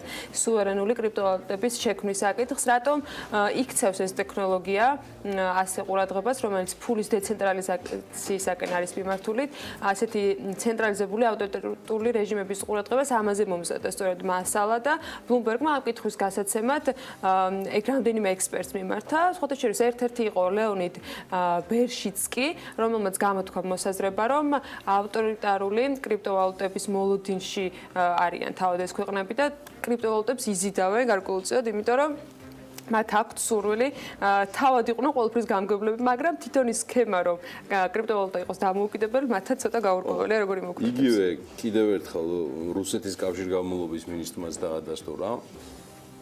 ოღონდ ეს იყო არგუმენტი ფაქტიში, რომელიც ამონარიდით ასევე გავრცელდა კრიპტოვალუტების სხვადასხვა ვებზე, სადაც იგი ადასტურებს, რომ რუსეთი აპირებს საკუთარი ელექტრონული ფულის საკუთარი ელექტრონული ფულის ასე ვთქვათ წარმოებას, კრიპტორუბლზეა საუბარი, საკითხი მეთვალყურეობის ქვეშ პირადად ვლადიმერ პუტინს აუყვანია და ის პროცესის მაქსიმალურად დაჩქარებას ითხოვს. კრიპტოვალუტებში რუსული კრიპტოგრაფია უნდა გამოიყენონ და ნუ შეუძლებელია და შეუძლებელი უნდა იყოს მისი მაინინგი, ასე ვთქვათ. მოგვიანებით ანალოგიური ინფორმაცია გაჟღერდა ჩინეთშიც, სადაც ისინიც აპირებდნენ საკუთარი ეროვნული კრიპტოვალუტის გამოშვებას, თუმცა მან თავარი მაინც კომუნისტური პარტიის ყრილობის დასრულებაა, რომელზეც მყისიერად რეაგირებს რამის მსოფლიოს ყველა ბირჟა, საფონდო თუ სასაქონლო. ნახოთ, როგორ დასრულდება ჩინეთის კომუნისტური პარტიის. მარტივი მისახვედრია და თავად ამ სტატიაში აღნიშნულია, რომ მთელი ეს ინიციატივები საკუთარი კრიპტოვალუტების შექმნის არის ის, რომ ბიტკოინი არის ცენტრალური ვერ მიყვება ცენტრალური ხელისუფლებების წესებს და ლოგიკას, ის ავტორიტარული ხელისუფლებებს ვერ დაემორჩილება და შესაძლოა არ აპირებენ ეს ხელისუფლებები, რომ ბლოკჩეინის სისტემას დაუთმონ პლატფორმა, პირიქით ისინი ეცდებიან, რომ მაქსიმალურად გააკონტროლონ ფინანსური ბაზრები და იმისათვის, რომ შესაძლოა ეს შესაძლებლობა ჰქონდეთ, სოფლიოს ვერ აღუდგებიან წინ, ამიტომ თანამედროვე ტენდენციებს რომ მაინც თავი არიდონ, ამიტომ საკუთარს ქმნიან ავტორიტეტული მთავრობებისათვის ეროვნული კრიპტოვალუტა არის მისწრება, ფული რომელიც იაფიჯდება, ფული რომელიც იძლევა ყველა გადარიცხვის, ყველა ხარჯის, ვალუტის დინების სრული კონტროლის საშუალებას და თან თავად აკონტროლებენ განსხვავებით სხვა კრიპტოვალუტებისაგან, რომელიც სოფლიოშია და რომელზეც უბრალოდ კონტროლის აწესება მათ არ შეუძლიათ. ესეა ბერშიცკის აზრით ამ გადაწყვეტილების მაინც ლოგიკური ფინალი ის იქნება რომ ადრე თუ გვიან რუსეთსა და ჩინეთში ქაღალდის ფულის სრული ამოღება იქნება ბაზრიდან და ეს გარდაუვალია და ეს ადრე თუ გვიან აუცილებლად მოხდება. გუშინ სხვადასხვა ძალიან საინტერესო რეპლიკა გქონდა ამასთან დაკავშირებით ნიუსრუმში, რაც აფხაზეთის კრიპტოვალუტას უკავშირდება, მაგრამ ჯობია რომ არ თქვა ხმამაღლა და თქვა საერთო არ გამოვა. ნიუსრუმში რასაც ლაპარაკობთ, ხმამაღლა არ.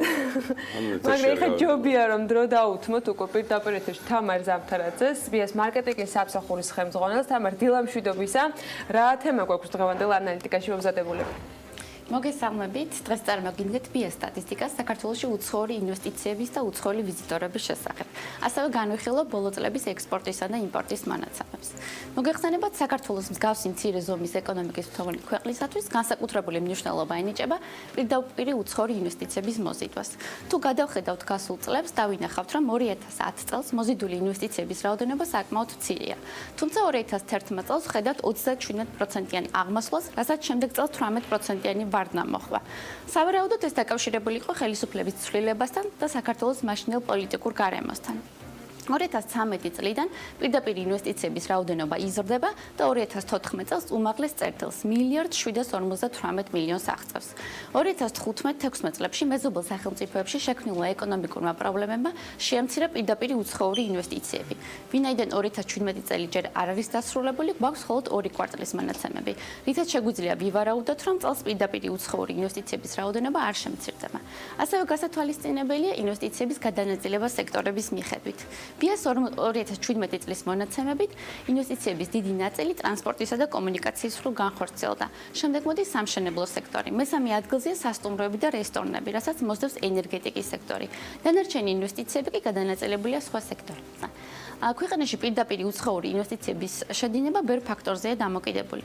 განსაკუთრებით მნიშვნელოვანი ფაქტორებია ეკონომიკური ზრდის მაჩვენებელი, ინფრასტრუქტურის განვითარების დონე, საგადასახადო სისტემების სიმარტივა და გამჭვირვალობა, ეკონომიკური და პოლიტიკური სტაბილურობა და სხვა. ეს მრავალმხრივი ინდიკატორები ინვესტორებს საშუალებას აძლევს გაარკვიონ, რომელი დარგია ყველაზე ეფექტური, სად შეიძლება კაპიტალის მომგებიანად დაბანდება, როგორია კომპანიების საექსპორტო პოტენციალი და ასე შემდეგ. ბიას ვებგვერდზე ვიზიტორების სტატისტიკის მიხედვით, ქართული კომპანიები ყველაზე მეტად ინტერესდებიან რუსეთი, უკრაინა, თურქეთი, ამერიკის შეერთებული შტატები და გერმანია. 2017 წლის მეორე კვარტალის ოფიციალურ მონაცემებს რომ გადავხედოთ, ნახავთ, რომ საქართველოში ყველაზე მეტ პირდაპირ ინვესტიციას ახორციელებს ნიდერლანდები, თურქეთი, დიდი ბრიტანეთი და ჩეხეთი. გადავიდეთ ექსპორტისა და იმპორტის მონაცემებზე. აღსანიშნავია, რომ საგარეო ვაჭრობას ნაკლებად განვითარებული ქვეყნებისათვის სასიცოცხლო მნიშვნელობა აქვს. მათთვის უცხოური ვალუტის დაგროვების ყველაზე მთავარი წყარო სწორედ ექსპორტია. საიდანაც შემოსავლების საშუალოდ 75% შეადგენს. ყველაზე მეტ იმპორტს საქართველოში ახორციელებენ კომპანიები კატეგორიებიდან: სამშენებლო პროდუქცია, მშენებლობა და უძრავი ქონება. ხოლო ყველაზე დიდი რაოდენობით ექსპორტი ხორციელდება კატეგორიებში: სოფლის მეურნეობა და კვების პროდუქტები. სუბიას ონლაინ ბაზარში ფიქსირდება 7300-მდე იმპორტიორი და 1200-მდე ექსპორტიორი კომპანია. დღეისათვის ეს იყო, შემდეგ ჩართვაში ვისაუბრებ სხვა საინტერესო სტატისტიკის შესახებ ბიზნეს სექტორიდან. მადლობა თამარ, ნამდვილად საინტერესო სტატისტიკა იყო. სულ მალე თბილის ახალი მერი ეყოლება, თუმცა ვიდრე ჩვენ სტუდიას და პირდაპირ ეთერს გამარჯვებულ კანდიდატს და მასზე საუბარს დაუთმობთ, იმედი გვაქვს, რომ გამარჯვებული კანდიდატი ვინც უნდა იყოს, აუცილებლად იქნება საქმიანი დილის სტუმარი. მანამდე კიდევ ერთხელ უნდა შევაჯამოთ მოქმედი მერის დავით დარმანიას დაპირებებიდან, რა შესრულდა და რა ვერ შესრულდა ბოლო 3 წლის განმავლობაში. მის მიერ გაჟღერებული დაპირებები ფაქტ-მეტრმა გაანალიზა და სწორედ ამ თემაზე გავაგრძელებთ სულ მალე საუბარს, თუმცა იქამდე ამ თემით მოკლე მიმოხილვით თათია ჩაფიჩაძე გვერდება. თათია, დილა მშვიდობის, როგორი არის შენი ანალიზის შედეგები? დილა მშვიდობისა, დავით ნარმანიას მთავარ დაპირებებს შორის იყო სატრანსპორტო ქსელის მოწესრიგება და სამარშრუტო ტაქსების რაოდენობის გაზრდა. შეიძლება ითქვას, რომ მისი მერობის პერიოდში მართლაც მოესწრო ახალი მანის მარკის 153 ავტობუსით სატრანსპორტო ქსელის განახლება, რომელთა ჩათვლით დღეს თბილისში 510 ავტობუსი მოძრაობს. თუმცა მიუხედავად ამისა, ის მგზავრთა ეფექტიან გადაადგილებას მაინც ვერ უზრუნველყოფს, რადგანაც გადაადგილების ახალი ხაზები ბოლო წლებში არ გაჩენილა. რაც შეეხება მიკროავტობუსებს, მათ გადანაწილებას, როგორც ვიცით, მთლიანად თბილისის მიკროავტობუსი განსაზღვრავს, რომლებსაც რაიმე ცვლილებები ბოლო წლებში არ განუხორციელებიათ. ნარმანი ასევე საუბრობდა რკინიგზის ხაზის გადატანის მნიშვნელობაზე ქალაქის პერიფერიულ ნაწილში და ამ გზით რეკრეაციული და კომერციული სივრცის გამოთავისუფლებაზე. თუმცა, წინა ხელისუფლების დროს დაწყებული პროექტი ქართულმა ოცნებამ ხარვეზიანობის არგუმენტით შეაჩერა. ხარვეზად სახელდებოდა ეკონომიკური წამგებიანობა და ასევე რკინიგზის მშენებლობიდან გამომდინარე ეკოლოგიური საფრთხეები. გასული წლის ოქტომბერში საქართველოს რკინიგზას თბილისის მერიაში შემოვლითი რკინიგზის 3 პროექტი ჰქონდა წარდგენილი, საიდანაც ერთი შეირჩა და როგორც საქართველოს რკინიგზის ვებგვერდზე განთავსებული ინფორმაციიდან ვიგებთ, მასზე მუშაობა უკვე მიმდინარეობს. ამდენად ამ დროისთვის რკინიგზის ხაზი ქალაქის პერიფერიულ ნაწილში გადატანილი არ არის. მიმდინარე პროექტის მიხედვით შემოვლითი გზით სავარაუდოდ მხოლოდ სატვირთო მატარებლები ისარგებლებენ. ერთ-ერთი დაპირება იყო პარკირების პრობლემის მოგვარება, რომელსაც ნარმანია ქალაქის სხვადასხვა უბანში მიწისქვეშა და მრავალსართულიანი პარკინგის მოწყობით გეგმავდა. თუმცა მისი მერობის პერიოდში ქალაქში ახალი საპარკინგო სივრცეები ჯერჯერობით არ მოწყობილა. მერობის ბოლო ეტაპზე მხოლოდ მრავალსართულიანი და მიწისქვეშა საპარკინგო ადგილების მშენებლობის პროექტია შექმნილი, თუმცა მშენებლობის პროცესი, როგორც უკვე გითხარით, ჯერ დაწყებული არ არის. თათია, კიდე შემოგვერდება აუცილებლად, თუმცა თავში უნდა ვთქვა, რომ დღეს საქმიან დილაში განსაკუთრებით მრავალსტუმრიანობა გვაქვს. ზაზა აბაშიძეა ჩვენთან ერთად და ფაქტ-მეტრის ამ რუბრიკას უკვე სტუმრებთან ერთად გავაგრძელებთ. ჯოზეფ სმიტი, თბილისის საკრებულოს წევრობის დამოუკიდებელი კანდიდატი, ალეკო ელისაშვილი, თბილისის მერობის დამოუკიდებელი კანდიდატი და გიორგი ვაშაძე, ახალი საქართველოს თბილისის მერობის კანდიდატი არიან ჩვენთან ერთად. მოგესალმებით. თავიდანვე გეტყვით, რომ დრო ისე როგორც მიჩვეული ხართ სხვა პოლიტიკურ ეთერებში არც ისე ბევრი გვაქვს, სულ რაღაც 20 წუთი გვექნება მაქსიმუმ იმისათვის რომ მოვახერხოთ რიგ საკითხებზე საუბარი და ბატონ ჯოზეფისგან მინდა რომელიც ჩვენს ეთერში პირველად არის. თქვენც პირველად ხართ, თუმცა დარწმუნებული ვარ კიდევ ბევრჯერ იქნებით. თქვენი მოტივი მინდა რომ პირველ რიგში მოვისმინოთ აუცილებლად. რატომ გადაწყვეტეთ საერთოდ საკრებულოში დამოუკიდებელ კანდიდატად წარდგენა საკუთარი თავის და იმ სიტუაციიდან გამომდინარე, რომელსაც დღეს ახლა თბილისზე შეგვიძლია ვისაუბროთ პრიორიტეტები თქვენთვის როგორ გამოიყურება და ზაზას უთმობ პრინციპში სრულად ხო? ჯოზეფის შემდეგ მეც ჩავერთოთ მე საუბარში. გისმენთ ჯოზეფ? მოგესალმებით პირველ რიგში, ასევე მივესალმებით თქვენს ტელემაყურებელს. გუშინ გავმართეთ შეხვედრა ნუცუბიძის ქუჩაზე და სულ მის მამდენ იგივე შეკითხვას თუ რატო მივიღე ეს გადაწყვეტილება, რომ კენჭი მიყარა საფოთალოს მაჟორიტარობის დამოუკიდებელ კანდიდატად. ჩემთვის საკითხავი ამაში არის უფრო თუ რა ვითარება იყო შექმნილი ქალაქში, რომელმაც მიბიძღა იმისკენ, რომ კენჭი მიყარა, მე მეგონა ეს გადაწყვეტილება. როგორც ჟურნალისტი, მე პროფესიით ვარ ჟურნალისტი, გავიცანი თბილისში არსებული პრობლემები, დავიწყო ამ პრობლემების მუშაობაზე, ასე ვთქვათ, ჩავერთი სამოქალაქო აქტივიზმშიც და შეიძლება ისე ვთქვათ, რომ ამ ქალაქის გულშემატკივარი ვარ და მაგითო მივიღე ეს გადაწყვეტილება, ეს ჩემთვის ერთადერთი მოტივია. და ის რეგიონი, სადაც ალეკო იყო კანდიდატი. შეიძლება ითქვას, რომ ეს სტრატეგიული გადაწყვეტილება იყო, იმიტომ საფოთალოს უკვე აქვს იმის გამოცდილება. როგორ არ შემიძლია კი ბატონო და გამარჯვების იმედი გვაქვს, შემიძლია გითხრათ, რომ ძალიან ჯერჯერობით ხნეთ ვარ. და კითხვის მეორე ნაწილი, თათია მისაუბრა ძალიან ბევრ საკითხზე, რომელიც მოგვარებული ან არ არის მოგვარებული, უმეტეს შემთხვევაში გამოიყო ის ნაწილები, რომელიც თქვათ წინა არჩევნების დროს დაპირებები გაიცა და დღეს შეჯობებით შესრულებული არ არის. თქვენთვის რა არის მთავარი გამოწვევა? საბოთალოზე სულ სადაც არ უნდა მივიდე, თითქმის ყველა მეუბნება, რომ ჩემი ეზო თავის დროს იყო ყველაზე ლამაზი ეზო, გამწვანებული ბავშვები, მეზობლების ბავშვები ერთმანეთთან თამაშობდნენ, ხილის ხეებიც იყო და ასე შემდეგ, გამწვანება იყო და სულ გამწვანებაზე საუბრობენ ძირითადად, რომ აი ხედავენ პრობლემა იმაში, რომ ეზოებში არის საფრთხე პარეხები, არის ატრაქციონები ბავშვებისთვის და გამწვანების, ანუ ფაქტობრივად ასე ვთქვათ, გამწვანება. მე მახსოვს ძალიან კარგად 2014 წელს ჟურნალისტად მუშაობდი, ვიყავი ნარმანიას წარდგენაზე და მახსოვს რომ აქცენტირება გაკეთდა მაშინვე გამწვანებაზე, ხო ცოტა ზედაპირულად, მაშინაც სახსენეს ეს მილიონი ხე. მე მგონი ყველა ძალიან კარგად იცის თუ რა ხდება ახლა ჩვენს ქალაქში, განსაკუთრებით საბოთალოზე განაშენიანების პროცესი ძალიან ინტენსიურად მიმდინარეობს. პირიქით, ანუ კი ბატონო არის რამდენიმე ხე კი დაინერგა ხო თქვენ ამაზე ვსაუბრობთ თუ ნახევარი მილიონი არის თუ 700,000 მაგრამ ხა სამაგიეროდ ხის მოჭრა ძალიან ინტენსიურად მიმდინარეობს, განსაკუთრებით საბოთალოზე, სადაც განაშენიანების სატრანსპორტო ნაწილზე ისაუბრა თათიამ და ამაზე მინდა კითხოთ ის პრობლემები, რომელიც თუნდაც თქვენი შეხვედრების შემდეგ საბურთალოლებისგან გამოიკვეთა, თქვენ საკრებულოში როგორ აპირებთ ამ საკითხების დაყენებას, ისე რომ მოგვარებისკენ გადაიდგას ნაბიჯები? ძალიან არასერიოზული იქნებოდა, ახლა მე არა ვარ მერობის კანდიდატი და არასერიოზული იქნებოდა. რა თქმა უნდა, როგორ არა, კი ბატონო, და მაგითომ სულ საუბრობ ჩემს პრინციპზე, ჩემ პრინციპებზე და მთავარი პრინციპი ჩემთვის არის უსაფრთხო, გადადგილება რომ იყოს უსაფრთხო და თავისუფალი ჩვენს ქალაქში და რა თქმა უნდა, მაშინ მიგულისხმება სატრანსპორტო ქსელის განვითარება, ალეკოს ხედვას ვემხრობი ამ მიმართულებით. და არ შეეხება შეუსრულებელ დაპირობებს, ხო? მახსოვს რომ ანუ რატომ 153 ახალი ავტობუსი, რატომ? ანუ როდესაც უფრო მეტი შეიძლებოდა. ხო? ანუ შეიძლება ითქვას უწესრიგობით საზოგადოებრივი ტრანსპორტის ქსელი არ არის მოწესრიგებული. ჯოზეფის დასმული საკითხები შეგვიძლია უკვე მერობის კანდიდატებთან გავაგზავნოთ. ალეკო ელისაშვილი და გიორგი ვაშაძე არიან შეგახსენოთ კიდევ ერთხელ ჩვენთან. პრინციპში სანამ ესე დეტალურ ნაწილზე გადავიდოდეთ, მინდა პირდაპირ კითხოთ ვინაიდან ფაქტ-ჩეკის სტატიას პრინციპში ამას ეხმიანება, თავშივე რომ მოვიცილოთ ეს ნაწილი, ათბალიანი სისტემიდან ვავიღოთ ნარმანიას მერობას როგორ შეაფასებდით აი ამ 4 წლის თავზე, ვინაიდან ფაქტ-ჩეკის ამ ჩამონათვალში თითქმის ყველა დაპირება ან არ არის შესრულებული, ან მხოლოდ ქაღალდზე არის და ნუ რეალობაში სხვა ვითარება ხდება. ალეკოსგან შეგვიძლია დავიწყოთ და მე გავშალოთ თითოეული თემა რაც. ნულოვანი არის შეფასება. 3 წელი დავკარგეთ და 3 მილიარდი ლარი წყალში გადავყარეთ, უბრალოდ წყალში არ გადავყარეთ, ვიღაცა ბიძების ჯიბეებში დაილექა.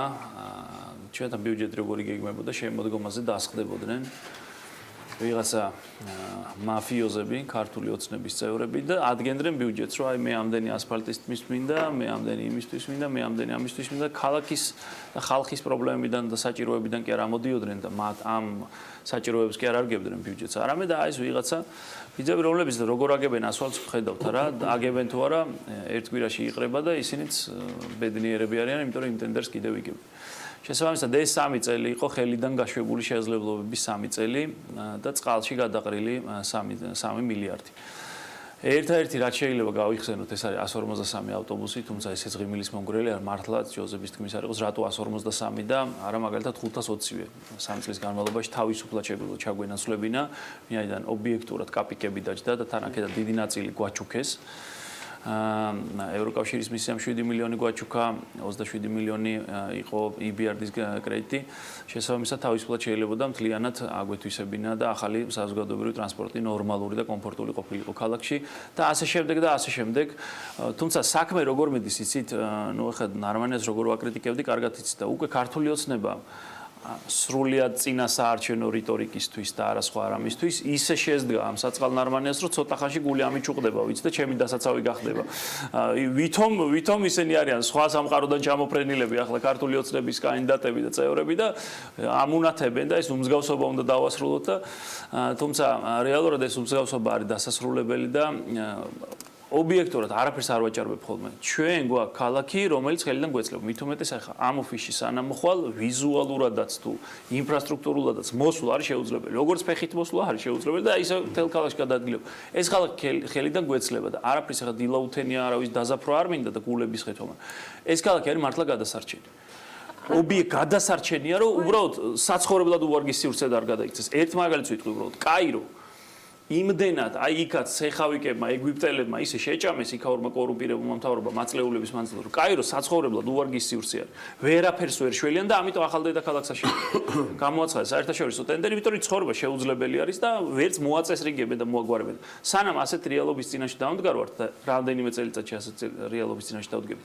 აუცილებელია მკვეთრი ნაბიჯები და აუცილებელია ცვლილება. ეს იგივე კითხვით გიორგი ვაშაძესთანაც შეიძლება და ასევე დავამატეთ, რომ თავარი პრობლემები, სატრანსპორტო პრობლემები რაც დაპირება იყო, ასევე პარკინგი, ასევე მაგალითად ერთ-ერთი ნაწილი არის რაც ფაქტ-ჩეკმა შეუსრულებლად ჩათვალა არის ლილოს დასახლებაში, ნაგვის ეს გადამამუშავებელი ადგილი, რომელიც კვლავ არის ამ დასახლებასთან ახლოს. ეს პრობლემები, ანუ რაც ადრე იყო, რჩება. როგორ ხედავთ ამის მოგონების დროს და ასევე თქვენი შეფასებაც საინტერესო იქნება. მე ვფიქრობ, რომ სწორედ ეს არასწორი არჩევანი, რაც 3 წლის წინ იქნა გაკეთებული, ამის შედეგი გვაქვს ეხლა ზუსტად და თავარი საკითხი რა არის? ნაცვლად იმისა, რომ აწყობილი საათის მექანიზმებით მენეჯმენტი იყოს, ჩვენ ისევ იმ პრობლემებზე ვლაპარაკობთ, რაც 3 წლის ვქონდა. ანუ ახალ პრობლემ, ახალ ფაზაში კი არ გადავედით, რომ პარკინგი მოვაგვარეთ, საზოგადოებრივი ტრანსპორტი მოვაგვარეთ, ნაგვის გადამამუშავებელი გავაკეთეთ და მოდი ახლა ვიფიქროთ სამუშაო ადგილებზე. სულ გული მწყდება ხოლმე, რომ ამ ეთერებში რომ დავდივართ, ისე გამოდის, რომ ახლა ბოლოს მე მგონი კანალიზაციას დავიწყებთ ლაპარაკს რა, არა და მთავარი პრობლემა ქალაქში არის უმუშევრობა. უმუშევრობა სამუშაო ადგილები ხალხს უჭირს, ხო? მაგრამ ეს პირველადი საჭიროებები რაც გვაქვს, აი გარშემო რასაც ვხედავთ, ეს რომ მოუგვარებელია, როგორ უნდა შექმნას საჯარო სექტორი უნდა გაზარდოს? აბა, პირიქით, საჯარო სექტორში ხა თუ ჩვენ პროგრამას იცნობთ, რადიკალური შემცირება. აი Forbes-ი ხო გიდევთ აქ. Forbes-ის ინგლისურ ვერსიაში ხო ძალიან ხშირად იწერება ხოლმე სტატიები და მათ შორის დიდი ნაწილი სტატიების ეძღვნება, რომ ქალაქები არის ეკონომიკის განვითარების ძირითადი ხელმძღვანელი. ქალაქმა უნდა შექმნას მიზიდულობის ცენტრი ეკონომიკის განვითარებისა. როგორ? ამისთვის ჩვენ გვაქვს საჰაერო ჰაბის პროექტი, ხახა რომელი განვითარებული ქალაქი გინახავთ თქვენ პირდაპირი რეისების გარეშე? ხო ვამბობთ რომ ევროპიდან ინვესტიციები არ დევს და რამდენ ევროპულ ქალაქთან გვაქვს პირდაპირი რეისი? არ არსებობს ამის გარეშე განვითარება. იგივე მეორე smart hub-ის პროექტი რაც გვაქვს, სოფლიოს ნებისმიერ წერტილიდან ბიზნესის რეგისტრაცია იყოს შესაძლებელი. ცოდნის ქალაქი, თუ ცოდნა არ აქვს ქალაქში, ირლანდიის მოდელი თუ გაქვთ შესწავლილი, ეკონომისტები ამბობენ რომ რაღაცა საგადასახადო რეფორმები. რა საგადასახადო რეფორმები? ინტელექტუალური რესურსი მიიზიდა, იმიტომ რომ თანხების ჩადება გააკეთა სრულად PhD-ში, სადაც ადამიანები სწავლობდნენ და მათ შორის ბევრი ქართველია. ბატონო? ანუ PhD ყველგან ანაზღაურებადი საქმეა. ანუ იკვლევ ამაში გიხდიან ფულს და ყველგან ეს არის სპეციალური პროგრამები სკოლარებისთვის, რომლებიც ზუსტად ინოვაციურ მიმართულებებზე მუშაობენ და ზუსტად ამ ტვინებს მიყვა ფარმაცევტული როგორ დაგეთანხმოთ ახლა რომ ირლანდიის დაბალი გადასახადები არაფერ შუაშია და არ არის მეთქი თავ მან მიიზიდა ინტელექტუალური პოტენციალი, რასაც მიყვა ფარმაცევტული კომპანიები, ტექნოლოგიური კომპანიები, რაც არ უნდა დაწიო გადასახადი, პრობლემა სხვა რამეშია. გან არ უნდა დავწიოთ ამას ახლა, მაგრამ პრობლემა სხვა რამეშია, თუ შენთან ის ინტელექტუალური პოტენციალი არ არის. აი მაგალითად Huawei-ს უნდა თურქეთიდან ოფისი გადაიტანოს სადმე სხვაგან. რატო ვერ გადმოაქვს ოფისი საქართველოში, იცით? იმიტომ რომ შესაბამისი ადამიანური რესურსი არ აქვს, თორე Huawei-ს ოფისი რო იყოს რეგიონალური ოფისი საქართველოში, ეს არის ძალიან ბევრი მაღალ ანაზღაურებადი, მაღალ კვალიფიციური სამუშაო ადგილი. მე უბრალოდ რას ვამბობ, რომ ნებისმიერი ეს რო ნახოთ, მომავლის ასე ვთქვათ განვითარებაზე ქვეყნებისას რო ამბობენ, იქნება მსოფლიოში ქალაქები, რომელიც ქმნის თავის გარშემო ეკონომიკებს და არა ქვეყნები. ცენტრალური ხელისუფლების ფუნქცია არის უსაფრთხოება, არის საგარეო პოლიტიკა, ეკონომიკას უნდა ავითარებდეს ქალაქი. რაც შეეხება ახლა ნარმანიას თემატიკას დაუბრუნდები აუცილებლად უკან, ეს არის რომ კიდევ ერთხელ ვამბობ, დღესაც იგივე არჩევანი გვაქვს. მენეჯმენტი გვინდა კარგი, თუ უბრალოდ ბელეტრისტიკა გვინდა რა? გვინდა სიმართლე რომ სწორად აეწყოს ეს ყველაფერი, რა უნდა სატრანსპორტო სისტემის მოწესრიგებას, სამენეჯმენტო ნაკადების მართვის სისტემა, ამას დავნერგავთ იუსტიციის სახში ეს გავაკეთებთ, რომ ნაკადების მოწესრიგება პრობლემა, მათ შორის გამტარუნარიანობა ქუჩების, რომელიც აბსოლუტურად გამტარუნარიანობა ქუჩების არის ნაკადების მართვის სისტემა, გეტყვით რატო? ჩვენზე გაცილებით ვიწრო ქუჩები არის ევროპის დედაქალაქებში. გაცილებით, მაგრამ ნაკადების მართვის სისტემა აწყობილია ჩადით სტრასბურგში. აი ახლა ვიყავი ერთი თვის წინ. უპრობლემოდ დაალაგებული, ეს არის კომპლექსური სამენეჯმენტო სისტემა, რომელიც ერთი მხრივ არა, სხვა ტიპის ქალაქი რას ნიშნავს ახლა? ევროპის საპარლამენტო დედაქალაქია და ახლა რა ვიცი ხა, ეკონომიკა ჩვენზე 10-ჯერ მეტი აქვს და მეტი ახლა სხვა ტიპი რას ჯოზეფსაც უნდა დითარე თუ რაღაცით საზოგადოებრივ ჯამში 11 წინამდვილეში. აი, ლონდონის ცენტრი ავიდოთ ახლა რაზე ვლაპარაკობთ ხალხო? არა, მესმის რომ შეიძლება ტერმინოლოგია უცხოა თქვენთვის, მაგრამ არსებობს ნაკადების მართვის სისტემა. თბილისის იუსტიციის სახში დგას ადამიანების ნაკადების მართვის სისტემა, რომელიც გულისხმობს არა რიგის ბილეთს უბრალოდ რომელიც იქ არის, არამედ დახაზულ გასასვლელებს, იქ ბარიერებს, სადაც არ უნდა შევიდეს. ეს არის კომპლექსი, სად რა უნდა დაინახოს წარწერა. საკ თბილისში რა არის, ეს პრობლემა. თბილისში რა არის? მეტი ხიდი აშენდება, კურის ორი სანაპირო. აბსოლუტურად წინააღმდეგი ვარ დიდი ბეტონის ესტაკადების. გეტყვით ეს რას ნიშნავს ქალაქის შემთხვევაში?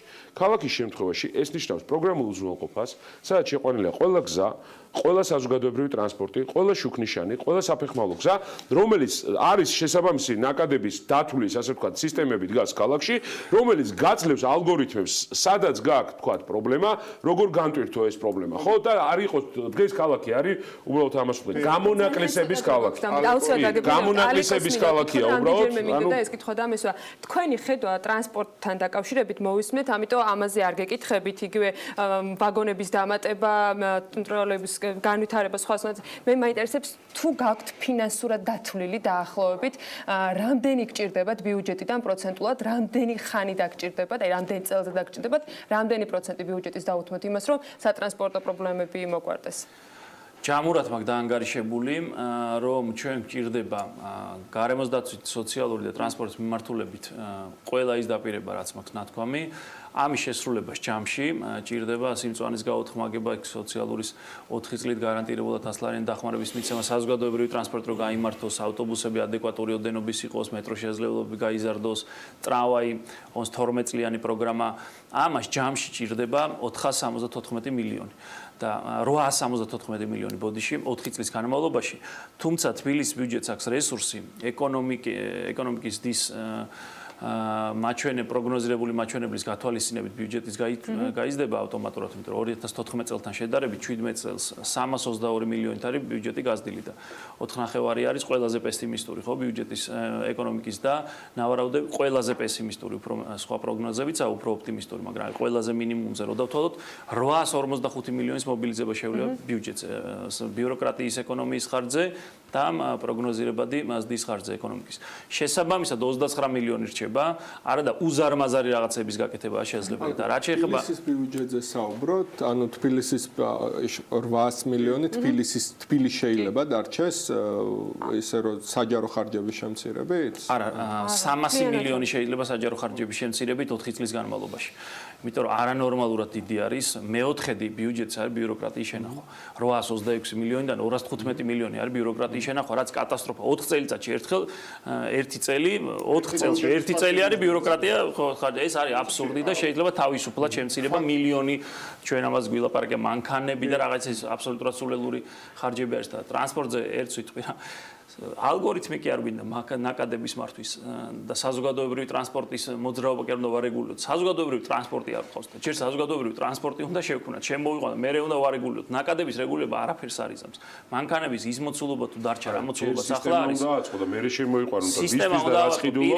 ეს უნდა ის არა არის მენეჯმენტი. საზოგადოებრივი ტრანსპორტი უნდა შევქმნათ. ჟურნალისტიკაში არ გედავები, მაგრამ მენეჯმენტში ჯერ სისტემა უნდა დახაზო. 3 წელია. ბოდიშვიხთი რა, ჯერ სისტემა უნდა დახაზო და იმის მიხედვით ყიდულობ ავტობუსი მინდა სამარშრუტო ტაქსი, ტაქსი თუ მეტრო. დღეს არსებული ავტოპარკი რაც აქვს, რაც აქვს ავტოპარკი დღეს თბილისის ავტობუს სამარშრუტო ტაქსებიც რო ჩავთვალოთ მეტრო და შემდეგ შესაძლოა რომ იყოს საკმარისი? არა, საკმარისი ვერ იქნება, მაგრამ მე არ ვაპირებ, უბრალოდ ქაოტურად წავიდე, გავიცე და ვიყიდო. ეხლა ერთი წუთი, მაცადეთ, ერთ წუთით რა. არ ვაპირებ ისე როგორც აი არასწორი სამენეჯმენტო გადაწყვეტილება არის, რომ გავარდები და ყიდულობ ავტობუსს. ავტობუსი კი არ უნდა იყიდო პირველი 6 თვე.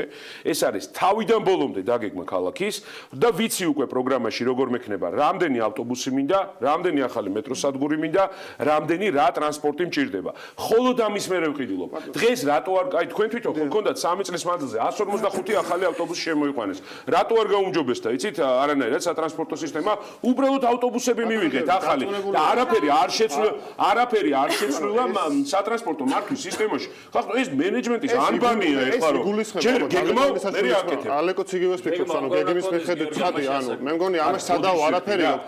ალეკო შენ რა გეგმაც გაქვს, ხო? მესმის, ეს არის კონცეპტუალურის.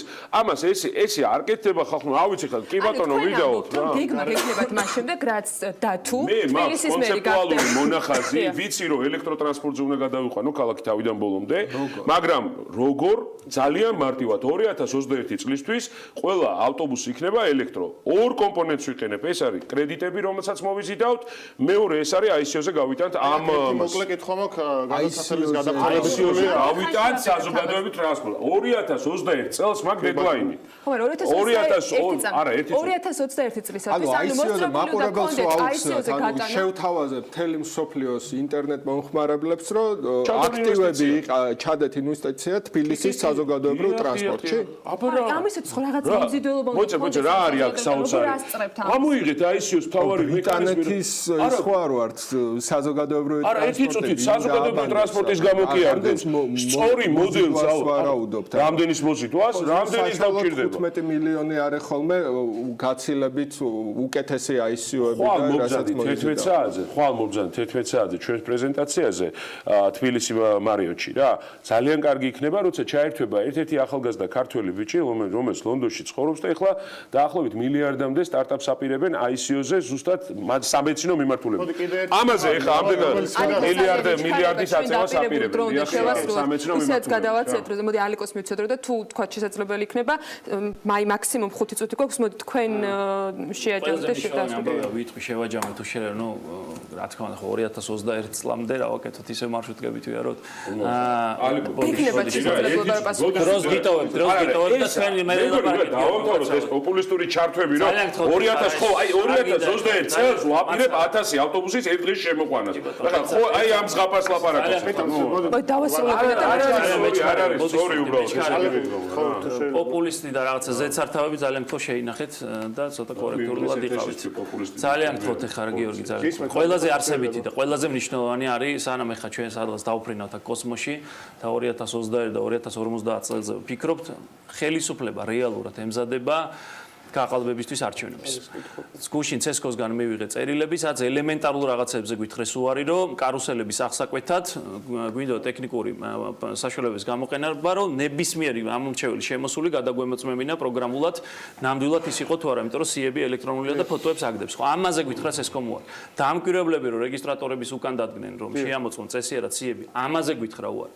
ხო და სანამ სადღაც ჩვენ დავფრინავთ, მანამდე ძალიან დიდი სამზადისია გაჩაღებული ხელისუფლებაში, ქართული ოცნების შტაბში, ცესკოში რომ არჩევნები გაყალბდეს.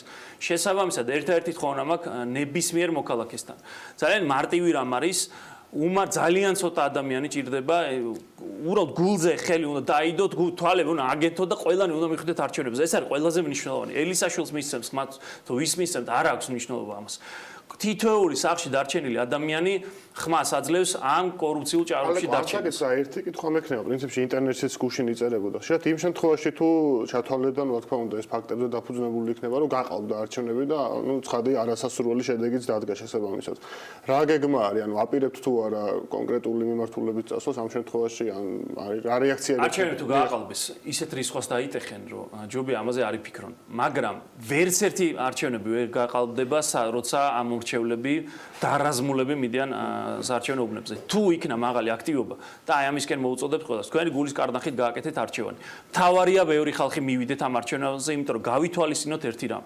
ეს არის ბოლო შანსი, რომ არჩევნების გზით რამე შევცვალოთ ამ ქვეყანაში. იმიტომ რომ საკონსტიტუციო ცვლილებების მერე დავივიწყოთ, რომ არჩევნებით რამე შევცვლით. მერე იქნება მაიმუნობა და არა არჩევნები, იმიტომ რომ ვერც პრეზიდენტს ავირჩევთ, ვერც ქართულ ოცნებას ჩავანაცვლებთ და ვიქნებით იმ ჭაობში, სადაც ვართ. შესაბამისად, ყველამ ისტორიულობა უნდა გავიაზროთ ამ მოვლენის და უნდა მივიდეთ არჩევნებზე. ჩემი თხოვნა იქნება დღეს ერთადერთი, რომ მოკიდეთ ხელი თქვენ ახლობლებს, სულ მცირე 2-3 ადამიანს და მიდით არჩევნებზე და ვინც თქვენ გესიმპათიურებათ, იმას ხმა მიეცეთ, მაგრამ აუცილებელია რომ არჩევნებზე წავიდეთ.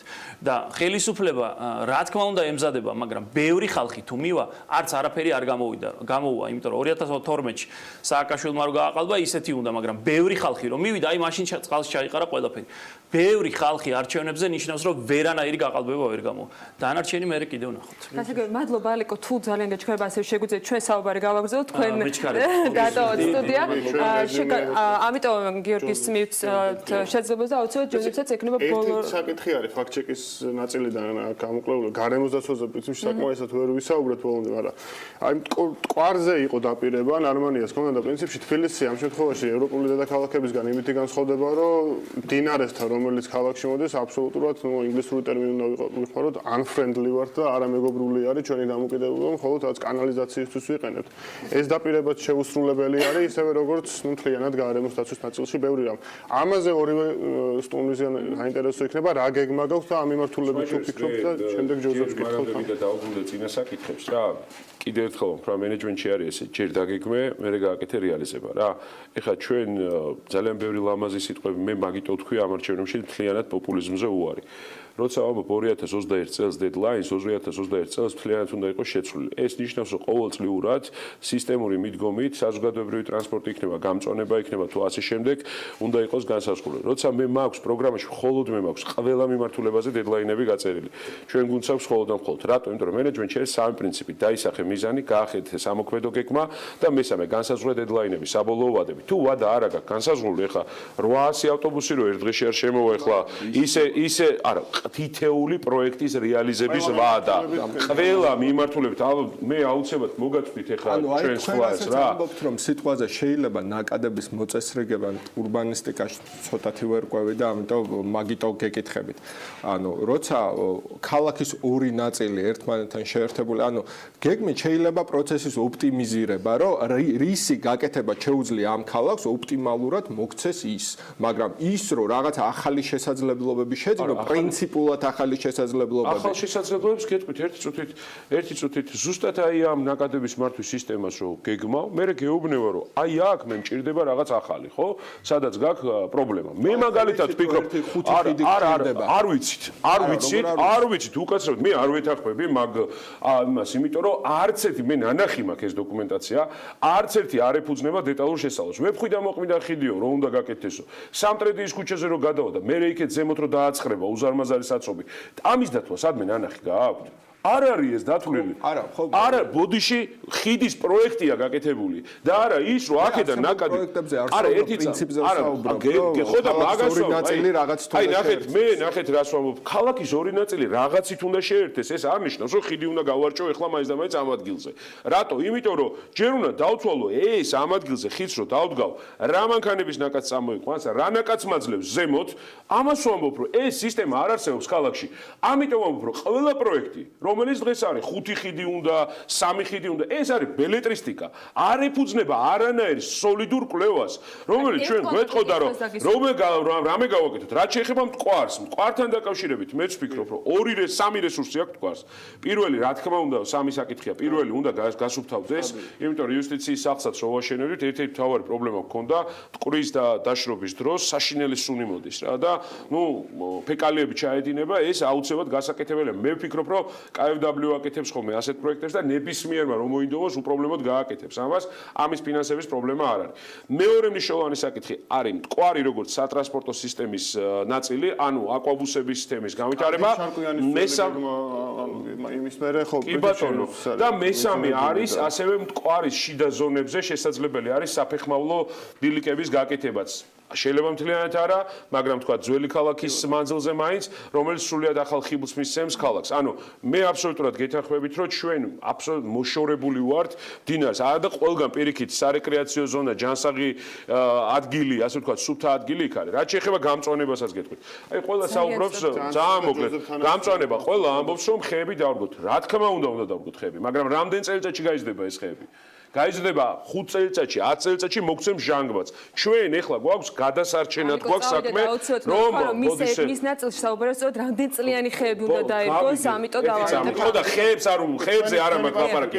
ჩემი პასუხია, რომ ჩვენ აქ 5 ურბანული ინოვაცია არსებობს ზუსტად გამწვანებაში, მაგალითად $25,000 ჯდება ერთი მწვანე გაჩერების ინსტალაცია, რომელიც 275 ხის ჟანგბადს, ანუ ხავსი აქვს, ჟანგბადს გამოყოფს და მიკრონაწილაკებს სწრაფად შთანთქავს.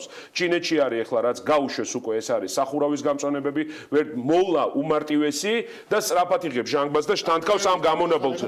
რა თქმა უნდა, ეს აუცილებელია, იმიტომ რომ ჩვენ სწრაფად გავასუფთავოთ ჰაერი და მივიღოთ ჟანგბადი. მოდი ჯოზეფთანაც გადავიდეთ პრინციპში.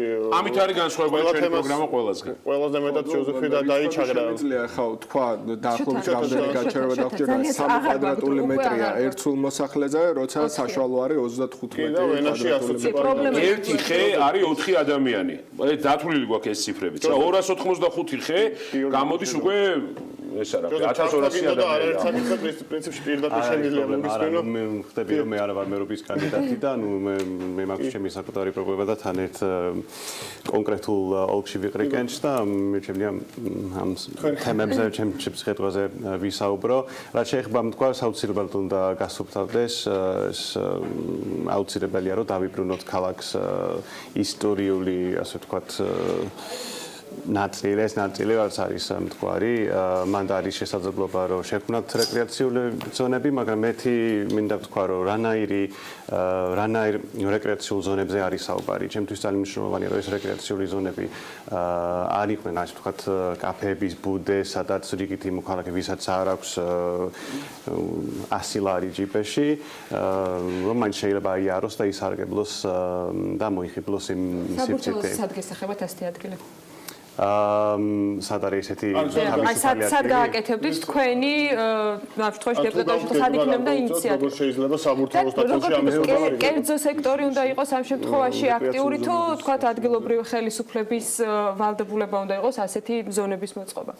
ეს უნდა იყოს მუნიციპალიტეტის ვალდებულება, რა თქმა უნდა, კერძო სექტორის ჩართულობა არის აუცილებელი, გჭირდება კაფეები, რა თქმა უნდა, მაგრამ არ უნდა გახდეს კაფეების ბუდი, ხო ხდებით. მაგალითად, აღმშენებელი საწვავის ახალი ნაწილი საფეხმავლო ნაკვეთი, ხო? ჩვენ დაგვიდეს მაშინ რეკრეაციული საჯარო სივრცე, მაგრამ ახლა დღეს თეობით მე როგორც ბოლოს რო ვიყავი, დაცვა დგას მან. ანუ რანაირი საჯარო სივრცე ეს მოლი ამისგან. რანაირად უნდა შეძლო ამ შემთხვევაში, რომ დაიცვა ეს ადგილი, თუნდაც რომელიმე კერძო მესაკუთრის საკუთრებაში, თუ კაფების მასიური გახსნისგან ამ მსგავსი სხვა. მე როგორც ვიცი, კანონმდებლობის მიხედვით, იქ არის თითქმის ყველა შენობა კულტურული მემკვიდრეობის ობიექტი და კანონის დარღვევა, როდესაც არის აი რა ქვია მაგას, აი აღმაშენებელ კი, რა თქმა უნდა, აი რაღაც შენობებს თუ ნაკობებს რო აგებენ ხოლმე, ხო? ეს არ შეიძლება და ეს არის რა, ყველა მეუბნება აქ საქართველოში უნდა იცოდე ერთი რამ ჯოზეფ, რომ კანონი არ კანონობს და კანონი უნდა იკანონოს და რა თქმა უნდა და ყველა ამას ითხოვს, ხო? ჩვეულებრივი ელემენტარული რაღაცა და მე ეჭვი მაქვს, რომ ბრიტანეთში რო დარჩენილიყავით და როცა იყავით ლეიბორისტული პარტიის მომხრე იქნებოდით სავარაუდოდ და არა კონსერვატორები. არ ამგონია რომ აქ ლეიბორისტული პარტიის კი.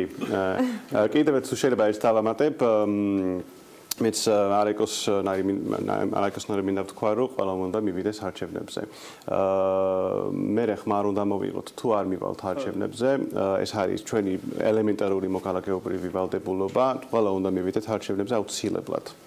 ამიტომ გიერთები წარმატებას უსურვებ ყველა კანდიდატს ამ სტუდიაში ყოფსაც და არა მხოლოდ ამ სტუდიაში ყოფს. მადლობა ზაზა, ძალიან წვეთ რო გვაქვს და მოკლე რეზიუმეებსაც და გავიდეთ რეკლამაზე. პრინციპში შეგვიძლია მე აღარც დავამატო არაფერი და პირდაპირ გავიდეთ რეკლამაზე, რამდენიმე წუთში დაგებოდეთ. არჩევნებზე ბევრი ადამიანი უნდა მივიდეს რაც ახლა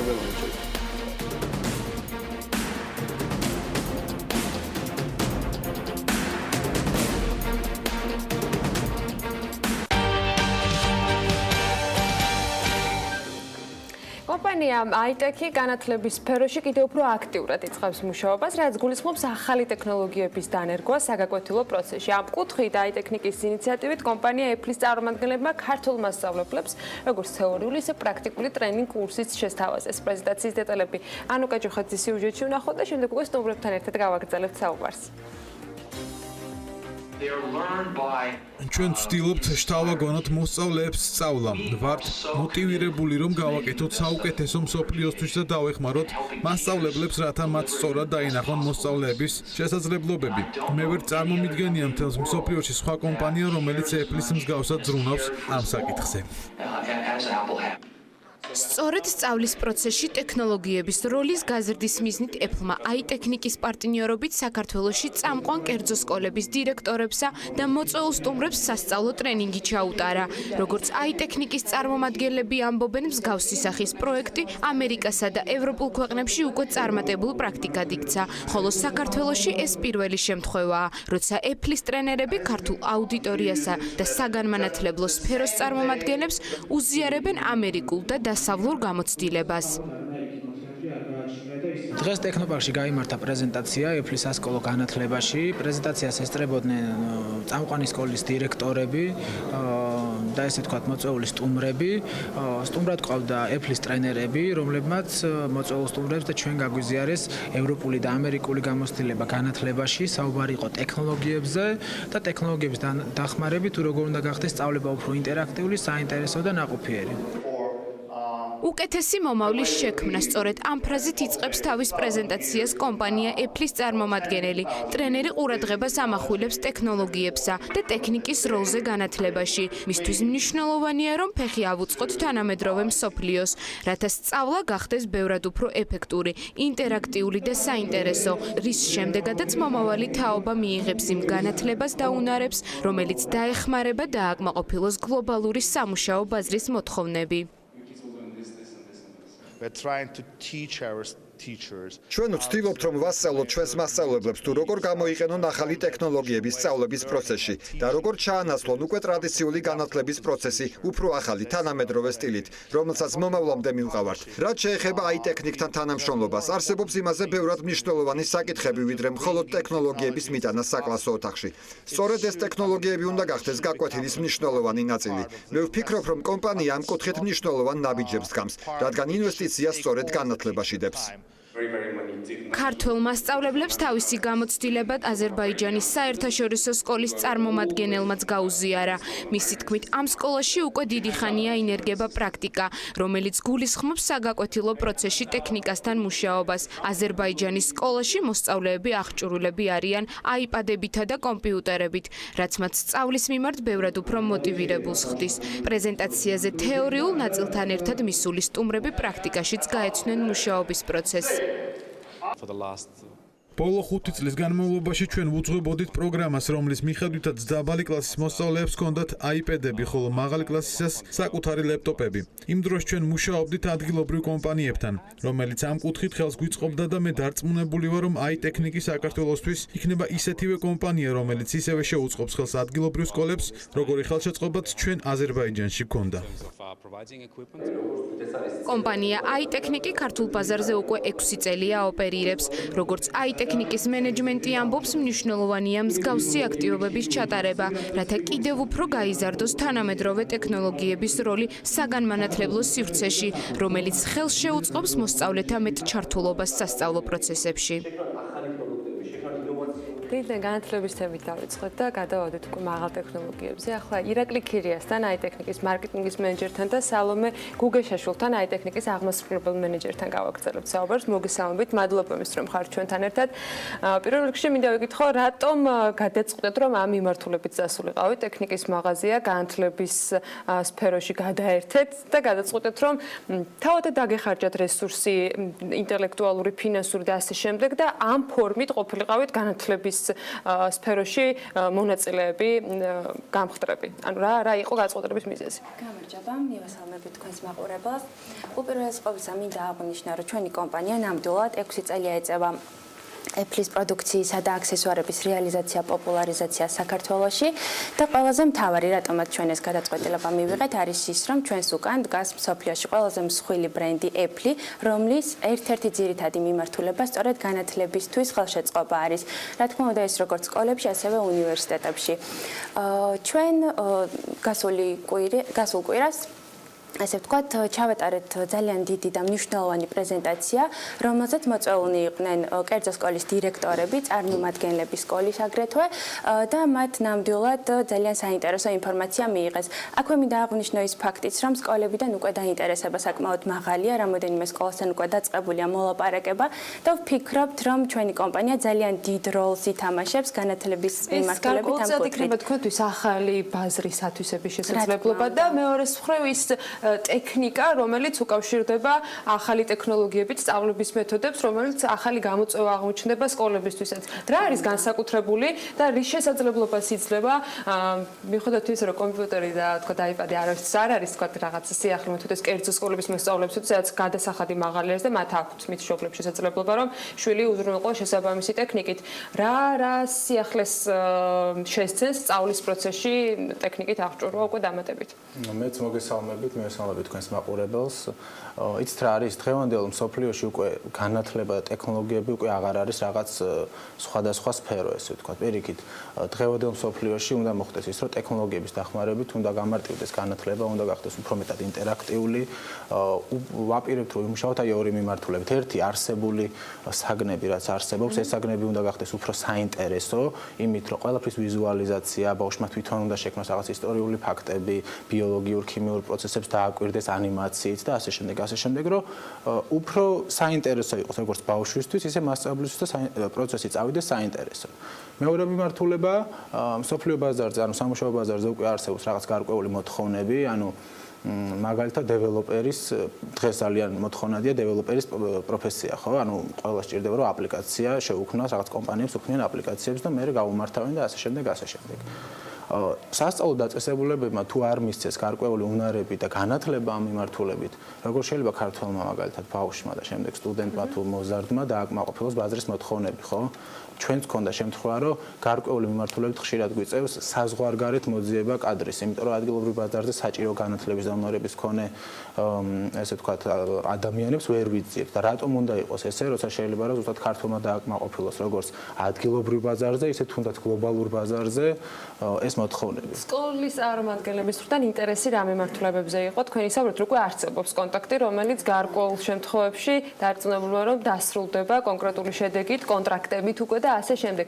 ამ კონტაქტების საფუძველზე რაზე არის მოთხოვნა, რა მიმართულებით არის ინტერესი? აქვე მინდა აღვნიშნო ის ფაქტიც, რომ ეს პროექტი AI ტექნიკისთვის არ არის მხოლოდ კომერციული დაინტერესების პროექტი. ჩვენ ძალიან დიდი ენთუზიაზმით ვუყურებთ ამ პროექტს და ვფიქრობთ, რომ ნამდვილად დიდ როლს ვითამაშებთ.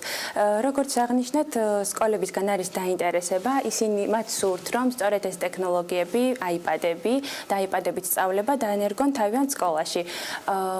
ამისი მთავარი აზრი ის არის, რომ ან ციფრული ტექნიკისკენ სწრაფვა დღევანდელ ახალგაზრდებს ისედაც გააჩნიათ.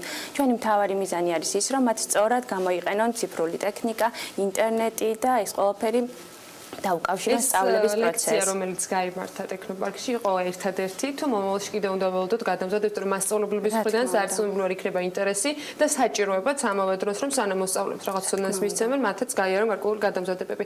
როგორ გეგმავთ ამ კურსების შეთავაზება სკოლებისთვის და ვინ იქნებიან ამ შემთხვევაში პედაგოგები? გეტყვით, ესე იგი ჩვენ ძალიან აქტიურად გვაქვს ეფლთან მოლაპარაკებები, მათი მხრიდან რა თქმა უნდა ეს ინიციატივა იყო, რომ და ისინი კარგად ხვდებიან იმ ფაქტს, რომ მასწავლებლების გადამზადება საკმაოდ რთული და შრომატევადი პროცესი იქნება და მათ პირობა აგვითქვეს, ესე ვთქვათ, რომ გვეწევიან კიდევ ეფლის ტრენერები მასწავლებელთა დატრენინგებისათვის და სწავლებისათვის. კიდევ უნდა ველოდოთ საინტერესო ამბებს. რა შეგვიძლია კიდევ ვთქვათ ამ პროექტის შესახებ? რა გათვლა გაქვთ თქვენ, რას ელოდებით, რომ მიიღოთ და რამდენ ხანში დაახლოებით ეფექტიანობა შეგვიძლია რომ გავზრდოთ? კი ბატონო, მინდა დავუბრუნდე ერთ საკითხს, როცა თქვენ თქვით, რომ კერძო სკოლები, ჩვენ არ ვფიქრობთ, რომ კერძო სკოლებით უნდა შემოვიფარგლოთ, იმიტომ რომ უბრალოდ ეს ჯერ უნდა დაინერგოს და შემდეგ რომ მომავალი აქეთ მიდის, ხო, თუ ჩვენ არ აუწყოთ ფეხს თანამედროვე ტექნოლოგიებს, ჩვენი თუ საჯარო სკოლის მოსწავლეებმა რატო ვერ უნდა აუწყონ ესე ვთქვათ ფეხი. ამის საშუალებას გეტყვით ეხლავე,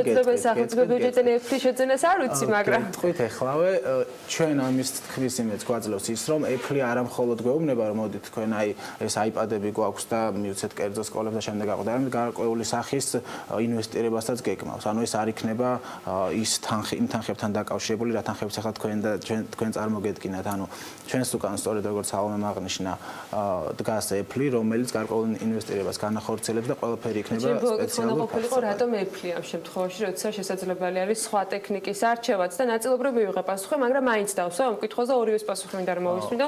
რატომ უნდა ისწავლოს ბავშვმა მაინც და მაინც ეფლით, მიუხედავად იმისა, რომ ძალიან მომწონს და კმაყოფილი ვარ არაჩვეულებრივი. კი ბატონო, იცით რატო პირველ რიგში ერთი მიზეზი ვთქვით, მეორე მიზეზი ის არის, რომ Apple-ს აქვს ეს პროექტი, საერთოდ ეს არ არის მაგალითად სატესტო რეჟიმში წამოსული პროექტი, ხო? ამერიკასა და ევროპაში ეს პროექტი უკვე თანერგილია დასავლურ ქვეყნებში, სადაც უკვე გარკვეული კვლევებიც არსებობს, რა შედეგებს აღწევენ სკოლები, რამდენად უფრო მეტი პოპულარობით სარგებლობენ, ბავშვების გაკვეთილებზე დასწრება პროცენტულად საკმაოდ გაიზარდა, გაცდენების რაოდენობა მოიკლო, აკადემიური მოსწრება გაიზარდა, ეს სტატისტიკა უკვე რაც არსებობს.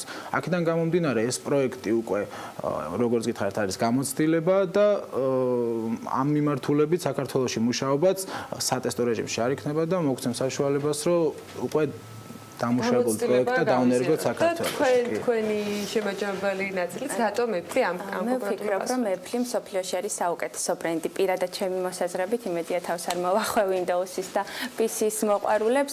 ვფიქრობ, რომ ეფლი თავის მომხმარებელს თავაზობს ყველაზე ძლიერ პლატფორმას, ესე ვთქვათ, რომლის მეშვეობითაც ნებისმიერი სამუშაოს შესრულება შესაძლებელია ძალიან მარტივად და ეფექტურად. ეს შემთხვევა, როცა მე დამატებით კითხვებს აღარ დავსვა, იმიტომ რომ სრულად ეფლის მომხმარებელი ვარ, ბევრი ბიზნესის გამო მაგინტოშის თქვათ გარკვეული პლუსების გათვალისწინებით. მადლობა თქვენ, დარწმუნებული რომ კიდევ ბევრ საინტერესო სიახლეს მოვისმენთ, მათ შორის ამ პროექტის გარშემო ირაკლი ქირიას, აიტექნიკის მარკეტინგის მენეჯერს და სალომე ლუკაშაშვილს, აიტექნიკის აღმასრულებელ მენეჯერს მასპინძლობით საქმიანი დილაში. რეკლამის შემდეგ გადაცემის ბოლო ნაწილში მიხარია რომ დღეს ლიკაკ არ დავასვა ანონსებ დეველოპერულ რუბრიკას საქმიანი დილას მცირე პაუზის შემდეგ პროპერტი ჯორჯიოჯის დამფუძნებელი და მმართველი დაუბრუნდა და ეთერში ქეთი ადეიშვილს King David-ის მარკეტინგის და გაყიდვების დირექტორს და ნინი მარიამიძეს King David-ის მარკეტინგის სამსახურის უფროს მასპინძლობს ლიკა დილა მშვიდობის წარმატებულ ეთერს გისურვებ მოკლე პაუზის შემდეგ და ჩვენს მაყურებელს ვეთყვი რომ ის ყოველკვირა ისევ იქნება საქმიანი დილით ჩვენთან ერთად ასე რომ წარმატებები და დღეს ვიწყებთ ძალიან დიდი მადლობა ანი წარდგენისთვის. მივესალმები მაყურებელს. დიახ, ვიწყებთ ახალ სეზონზე უძრავი ქონების რუბრიკას, ახალი თემებით და შემართებით. მიხარია, რომ ჩვენი პირველი, ასე ვთქვათ, რუბრიკა კი სტუმარია King David-ი, დეველოპერული პროექტი, რომლის ჯამური ბიუჯეტი $70 მილიონ შეადგენს, საინვესტიციო ბიუჯეტი. ეს არის კომპანია, რომელიც ამკვიდრებს ქართულ დეველოპერულ ბაზარზე მშენებლობის ახალ სტანდარტებს, კერძოდ ცათამბჯენების მშენებლობის მიმართულებით, ამას გარდა 5 ვარსკვლავიანი ცხოვრების წესს. და რაც მთავარია, მინდა აღნიშნო, რომ აი ეს ტენდენცია პირდაპირ პროპორციულად მიყვება გლობალურ ტენდენციას. კერძოდ, უძრავი ქონება აღარ განიხილება როგორც, ასე ვთქვათ, ფინანსური აქტივი, მხოლოდ არამედ როგორც პროდუქტი და მომსახურების არეალი.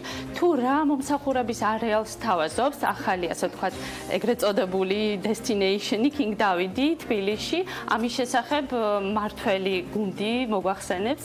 ქეთი, ნინი, ძალიან დიდი მადლობა, რომ ჩვენი სტუმრები ხართ და ასე ვთქვათ, ჩაგვაყენებთ საქმის კურსში, რა ხდება King David-ში, რა სიახლეებს გვთავაზობთ, რა ეტაპზეა მშენებლობა, ასე ვთქვათ, სამუშაოები, უკვე ექსპლუატაციაში შევიდა თქვენი ობიექტი. ამ ეტაპისთვის ძირითადი სამშენებლო სამუშაოები უკვე დასრულებულია. 27 ივნის King David-ის მრავალფუნქციური კომპლექსი ექსპლუატაციაში იქნა მიღებული. ბიზნეს ცენტრი დაბალი კოშკი უკვე ოპერირებს ზაფხულიდან, რაც შეეხება საცხოვრებელ ნაწილს. ძირითადი სამშენებლო სამუშაოები მანდაც უკვე დასრულებულია, მიმდინარეობს სადარბაზოების რემონტი. ჩვენი მაცხოვრებლები აკეთებენ რემონტს თავიანთ რეზიდენციებში, მაცხოვრებლების ლობი მზად არის და ხშირად უკვე ჩვენ სტუმრებს მანდღებულობთ და 1 დეკემბრიდან უკვე ველოდებით მაცხოვრებლების გადმოსვლა. შესაბამისად, ახალ წელს ჩვენი მობინადრეები უკვე არაჩვეულებრივ სახლში შეხვდებიან. ქეთი, ბოლო კვლევების თანახმად, რომელიც Colliers Georgiam გამოაქვეყნა, ეს ეხება 2017 წლის პირველ ნახევარს, საცხოვრებელი უძრავი ქონების, ასე ვთქვათ, ტრანზაქციები 22%-ით არის გაზრდილი და მათ შორის ახალი მშენებლობების, ასე ვთქვათ, ბინების წილით პროპორციულად არის გაზრდილი.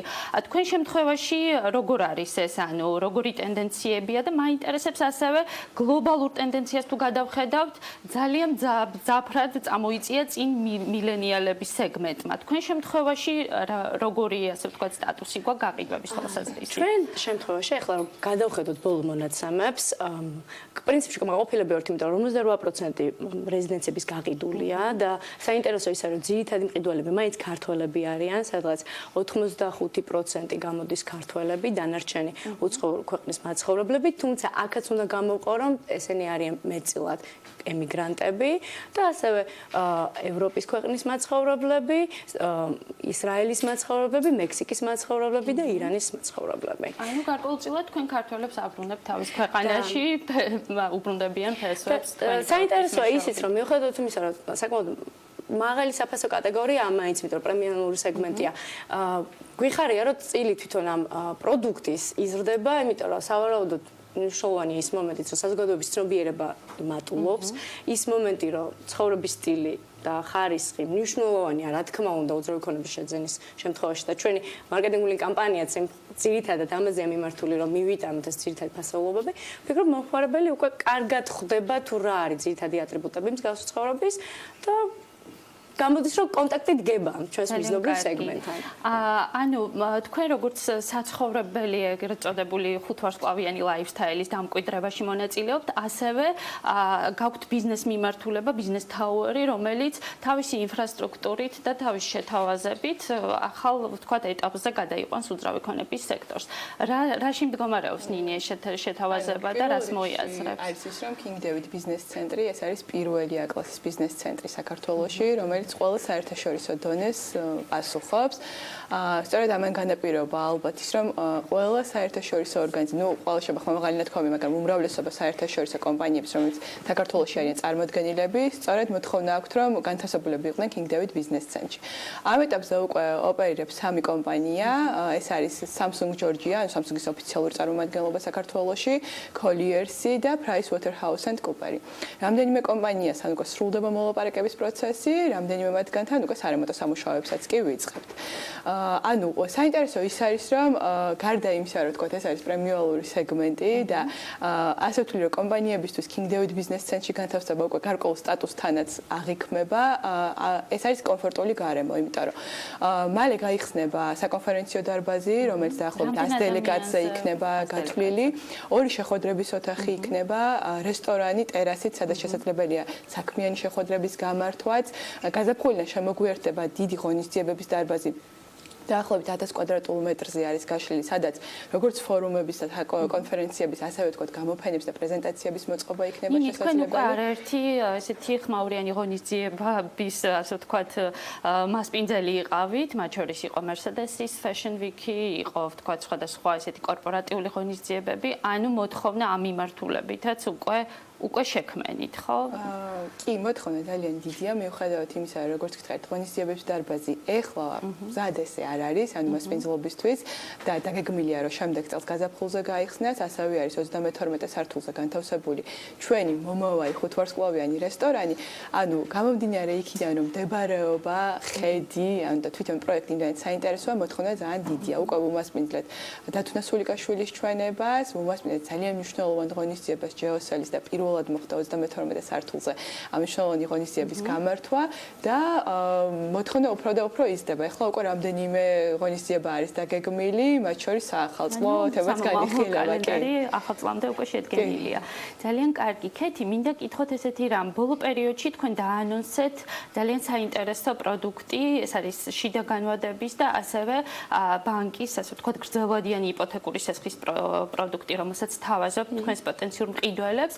დამეთანხმებით, რომ ბანკი არის ერთ-ერთი მთავარი ეგრეთ წოდებული დრაივერი, აი ამ გაყიდვების თვალსაზრისით და მომხმარებლებს ძალიან ეხმარება, რომ ხელმისაწვდომი გახდეს, ესე თუ ის უძრავი ქონება. კონკრეტულად თუ შეიძლება ვთქვათ, რა წინადადებაა ეს ბანკის მხრიდან და რა უპირატესობა აქვს ამ წინადადებას? ხაზს გავუსვამ სამ პროდუქტს ვილაპარაკებ ახლა. ძალიან კარგი ამბავი გვაქვს, რა თქმა უნდა, იმის თვალისწინებით, რომ პროექტი უკვე დასრულებულია და 1 დეკემბერს უკვე მაცხოვრებელს ველოდებით, ჩვენ ახალი გადახდის პირობა შევთავაზეთ ჩვენს მომხმარებლებს. ეს არის გრძელვადიანი 20-თვიანი 0%-იანი შიდა განვადება. რაც ნიშნავს იმას, რომ ჩვენი პროექტი დაინტერესებულ მომხმარებლებს შეუძლიათ ბინის ღირებულების 100% გადაანაწილონ 20 თვეზე. ანუ პირველადი შენატანის გარეშე. პირველადი შენატანი არის, მინიმალური შენატანი არის, თუმცა მაგალითად 70%-ის გადანაწილება შეუძლიათ 20 თვეზე და თანხის არასრული დაფარვის პირობებშიც კი ჩვენ ვაძლევთ შესაძლებლობას, რომ შევიდნენ ჩვენს ბინაში, უკვე მათ ბინაში და იცხოვრონ. ანუ რეალურად თან მზა პროდუქტია, ხო? რა თქმა უნდა, გამოც რომ არანაირი რისკები არ არის, დასრულებულია პროექტი. ჩვენი მთავარი მიზანი რა იყო, რომ რაც შეიძლება მრავალფეროვანი ხელმისაწვდომი პროდუქტი შეგვეთავაზებინა და იყო იპოთეკური პროდუქტი და გაჩნდა შიდა განვადების პროდუქტი. რაც შეეხება იპოთეკურ პროდუქტს, ეს არის მეორე პროდუქტი, 20 წლამდე ვადიანობის სესხი, ხელმისაწვდომი პირობებით, ასეთ შემთხვევაში 10%-ის გადახდის პირობებში ბანკს შეუძლია 90% დააფინანსოს და ამავე დროს შესაძლებელია განიხილოს შემოსავლების შესწავლის გარეშეც. ანუ გაცილებით გამარტივებული სქემა, რაც პირდაპირ არის მორგებული მაგალითად ემიგრანტებზე. ხო, აი ზუსტად ეს კითხვა მქონდა. საქართველოში მცხოვრებ უცხოელებზე. ნამდვილად, იმიტომ რომ ძირითადად ეს სეგმენტია დაინტერესებული თუნდაც მსგავსი იპოთეკური პროდუქტი, თუნდაც მსგავსი შიდა განვადების პირობით. და მესამე პროდუქტი, რომელზეც ასევე მინდა ხაზი გაუსვა, ეს არის სოლოს მომხმარებლების სპეციალური შეთავაზება, შეიძინონ King David-ში განსაკუთრებული პირობებით. ისინი იღებულობენ ექსკლუზიურ ფასდაკლებას და 6 თვის განმავლობაში ალდაგისგან იღებენ სადაზღვევო პაკეტს ბინასა და საყოფაცხოვრებ ტექნიკაზე. ფიქრობ, ამ ეტაპში საკმაოდ მრავალფეროვანი საინტერესო ოფერია.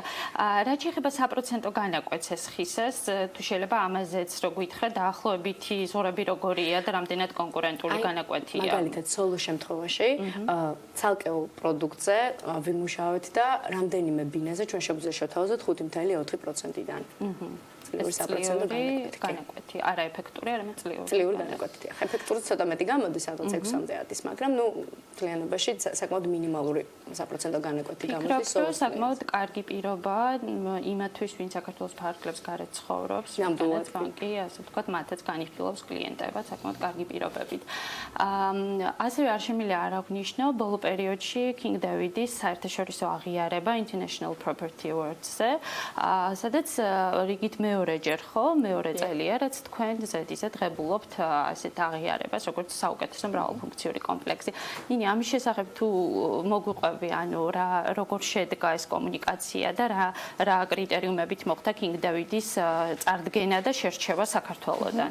ანუ პირველ რიგში მინდა ესე ვთქვათ, კიდევ ერთხელ გავმეორდეთ და ხშირად ვამბობთ ხოლმე, ანუ International Property Awards გონია რომ King David-დან გამომდინარე, მთელი საქართველო იცნობს. ანუ ეს არის ერთ-ერთი ყველაზე მნიშვნელოვანი და პრესტიჟული ღონისძიება, რაც კი უძრავი ქონების სექტორში ტარდება, ანუ წარდგენილ პროექტებს აფასებს 70-მდე ჟიურის წევრი. წინა წელს ჩვენ მივიღეთ უმაღლესი შეფასება, 5 ვარსკვლავიანი შეფასება, ეს ნიშნავს, რომ King David-ი პასუხობს ყველა იმ მოთხოვნას, რაც უნდა ქონდეს პრემიუმ სეგმენტის პროექტს, საერთაშორისო დონეს, ხარისხს და დავსახელდით საუკეთესო მრავალფუნქციურ კომპლექსად 2016-2017 წლებისთვის საქართველოში. წელს კიდევ ერთხელ მივიღეთ მონაწილეობა.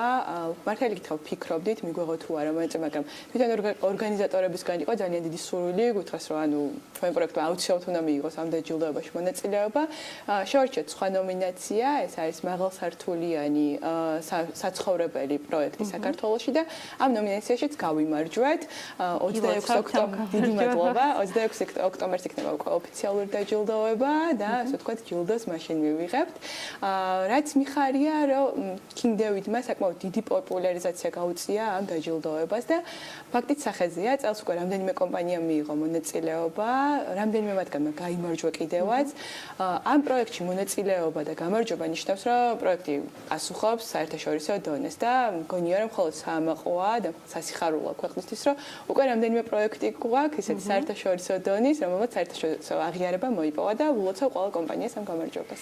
ძალიან სასიამოვნოა, ნამდვილად სექტორი ესეთი, ასე ვთქვათ, გამარჯვებით და ესეთი აღიარებებით წინ მიიწევს. ნამდვილად საინტერესო პროექტია და ახალი თბილისის იერსახეა და ასე ვთქვათ, სავიზიტო ბარათი. წარმატებას გისურვებთ პროექტის ბოლომდე რეალიზებაში, ღონისძიებების გამართვაში, ბიზნეს საქმიანობაში და ასე ვთქვათ, გააგრძელეთ 5 ვარსკვლავიანი, ასე ვთქვათ, ცხოვრების წესის დამკვიდრება. ველოდებით მომავალ პროექტებსაც თქვენგან, თქვენი ჯგუფისგან.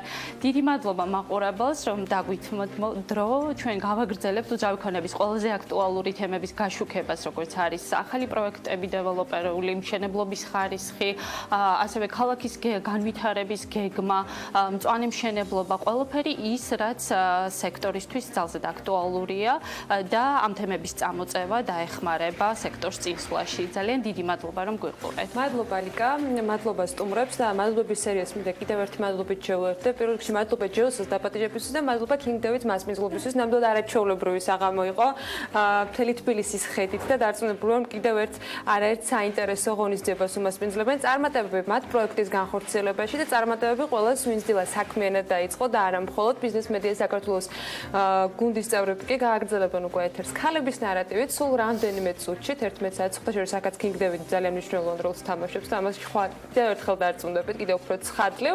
3 საათზე გელოდებათ საქმის კურსი და რა თქმა უნდა შემაჯამებელი საქმის კურსით დაგებრუნდებათ 22 საათსა და 45 წუთზე ბექა ბაციკაძე. ხოლო დილის 8-ზე კი ისევ ხვდებით ერთმანეთს ტელეპირველზე. ბედნიერ დღეს გისურვებთ.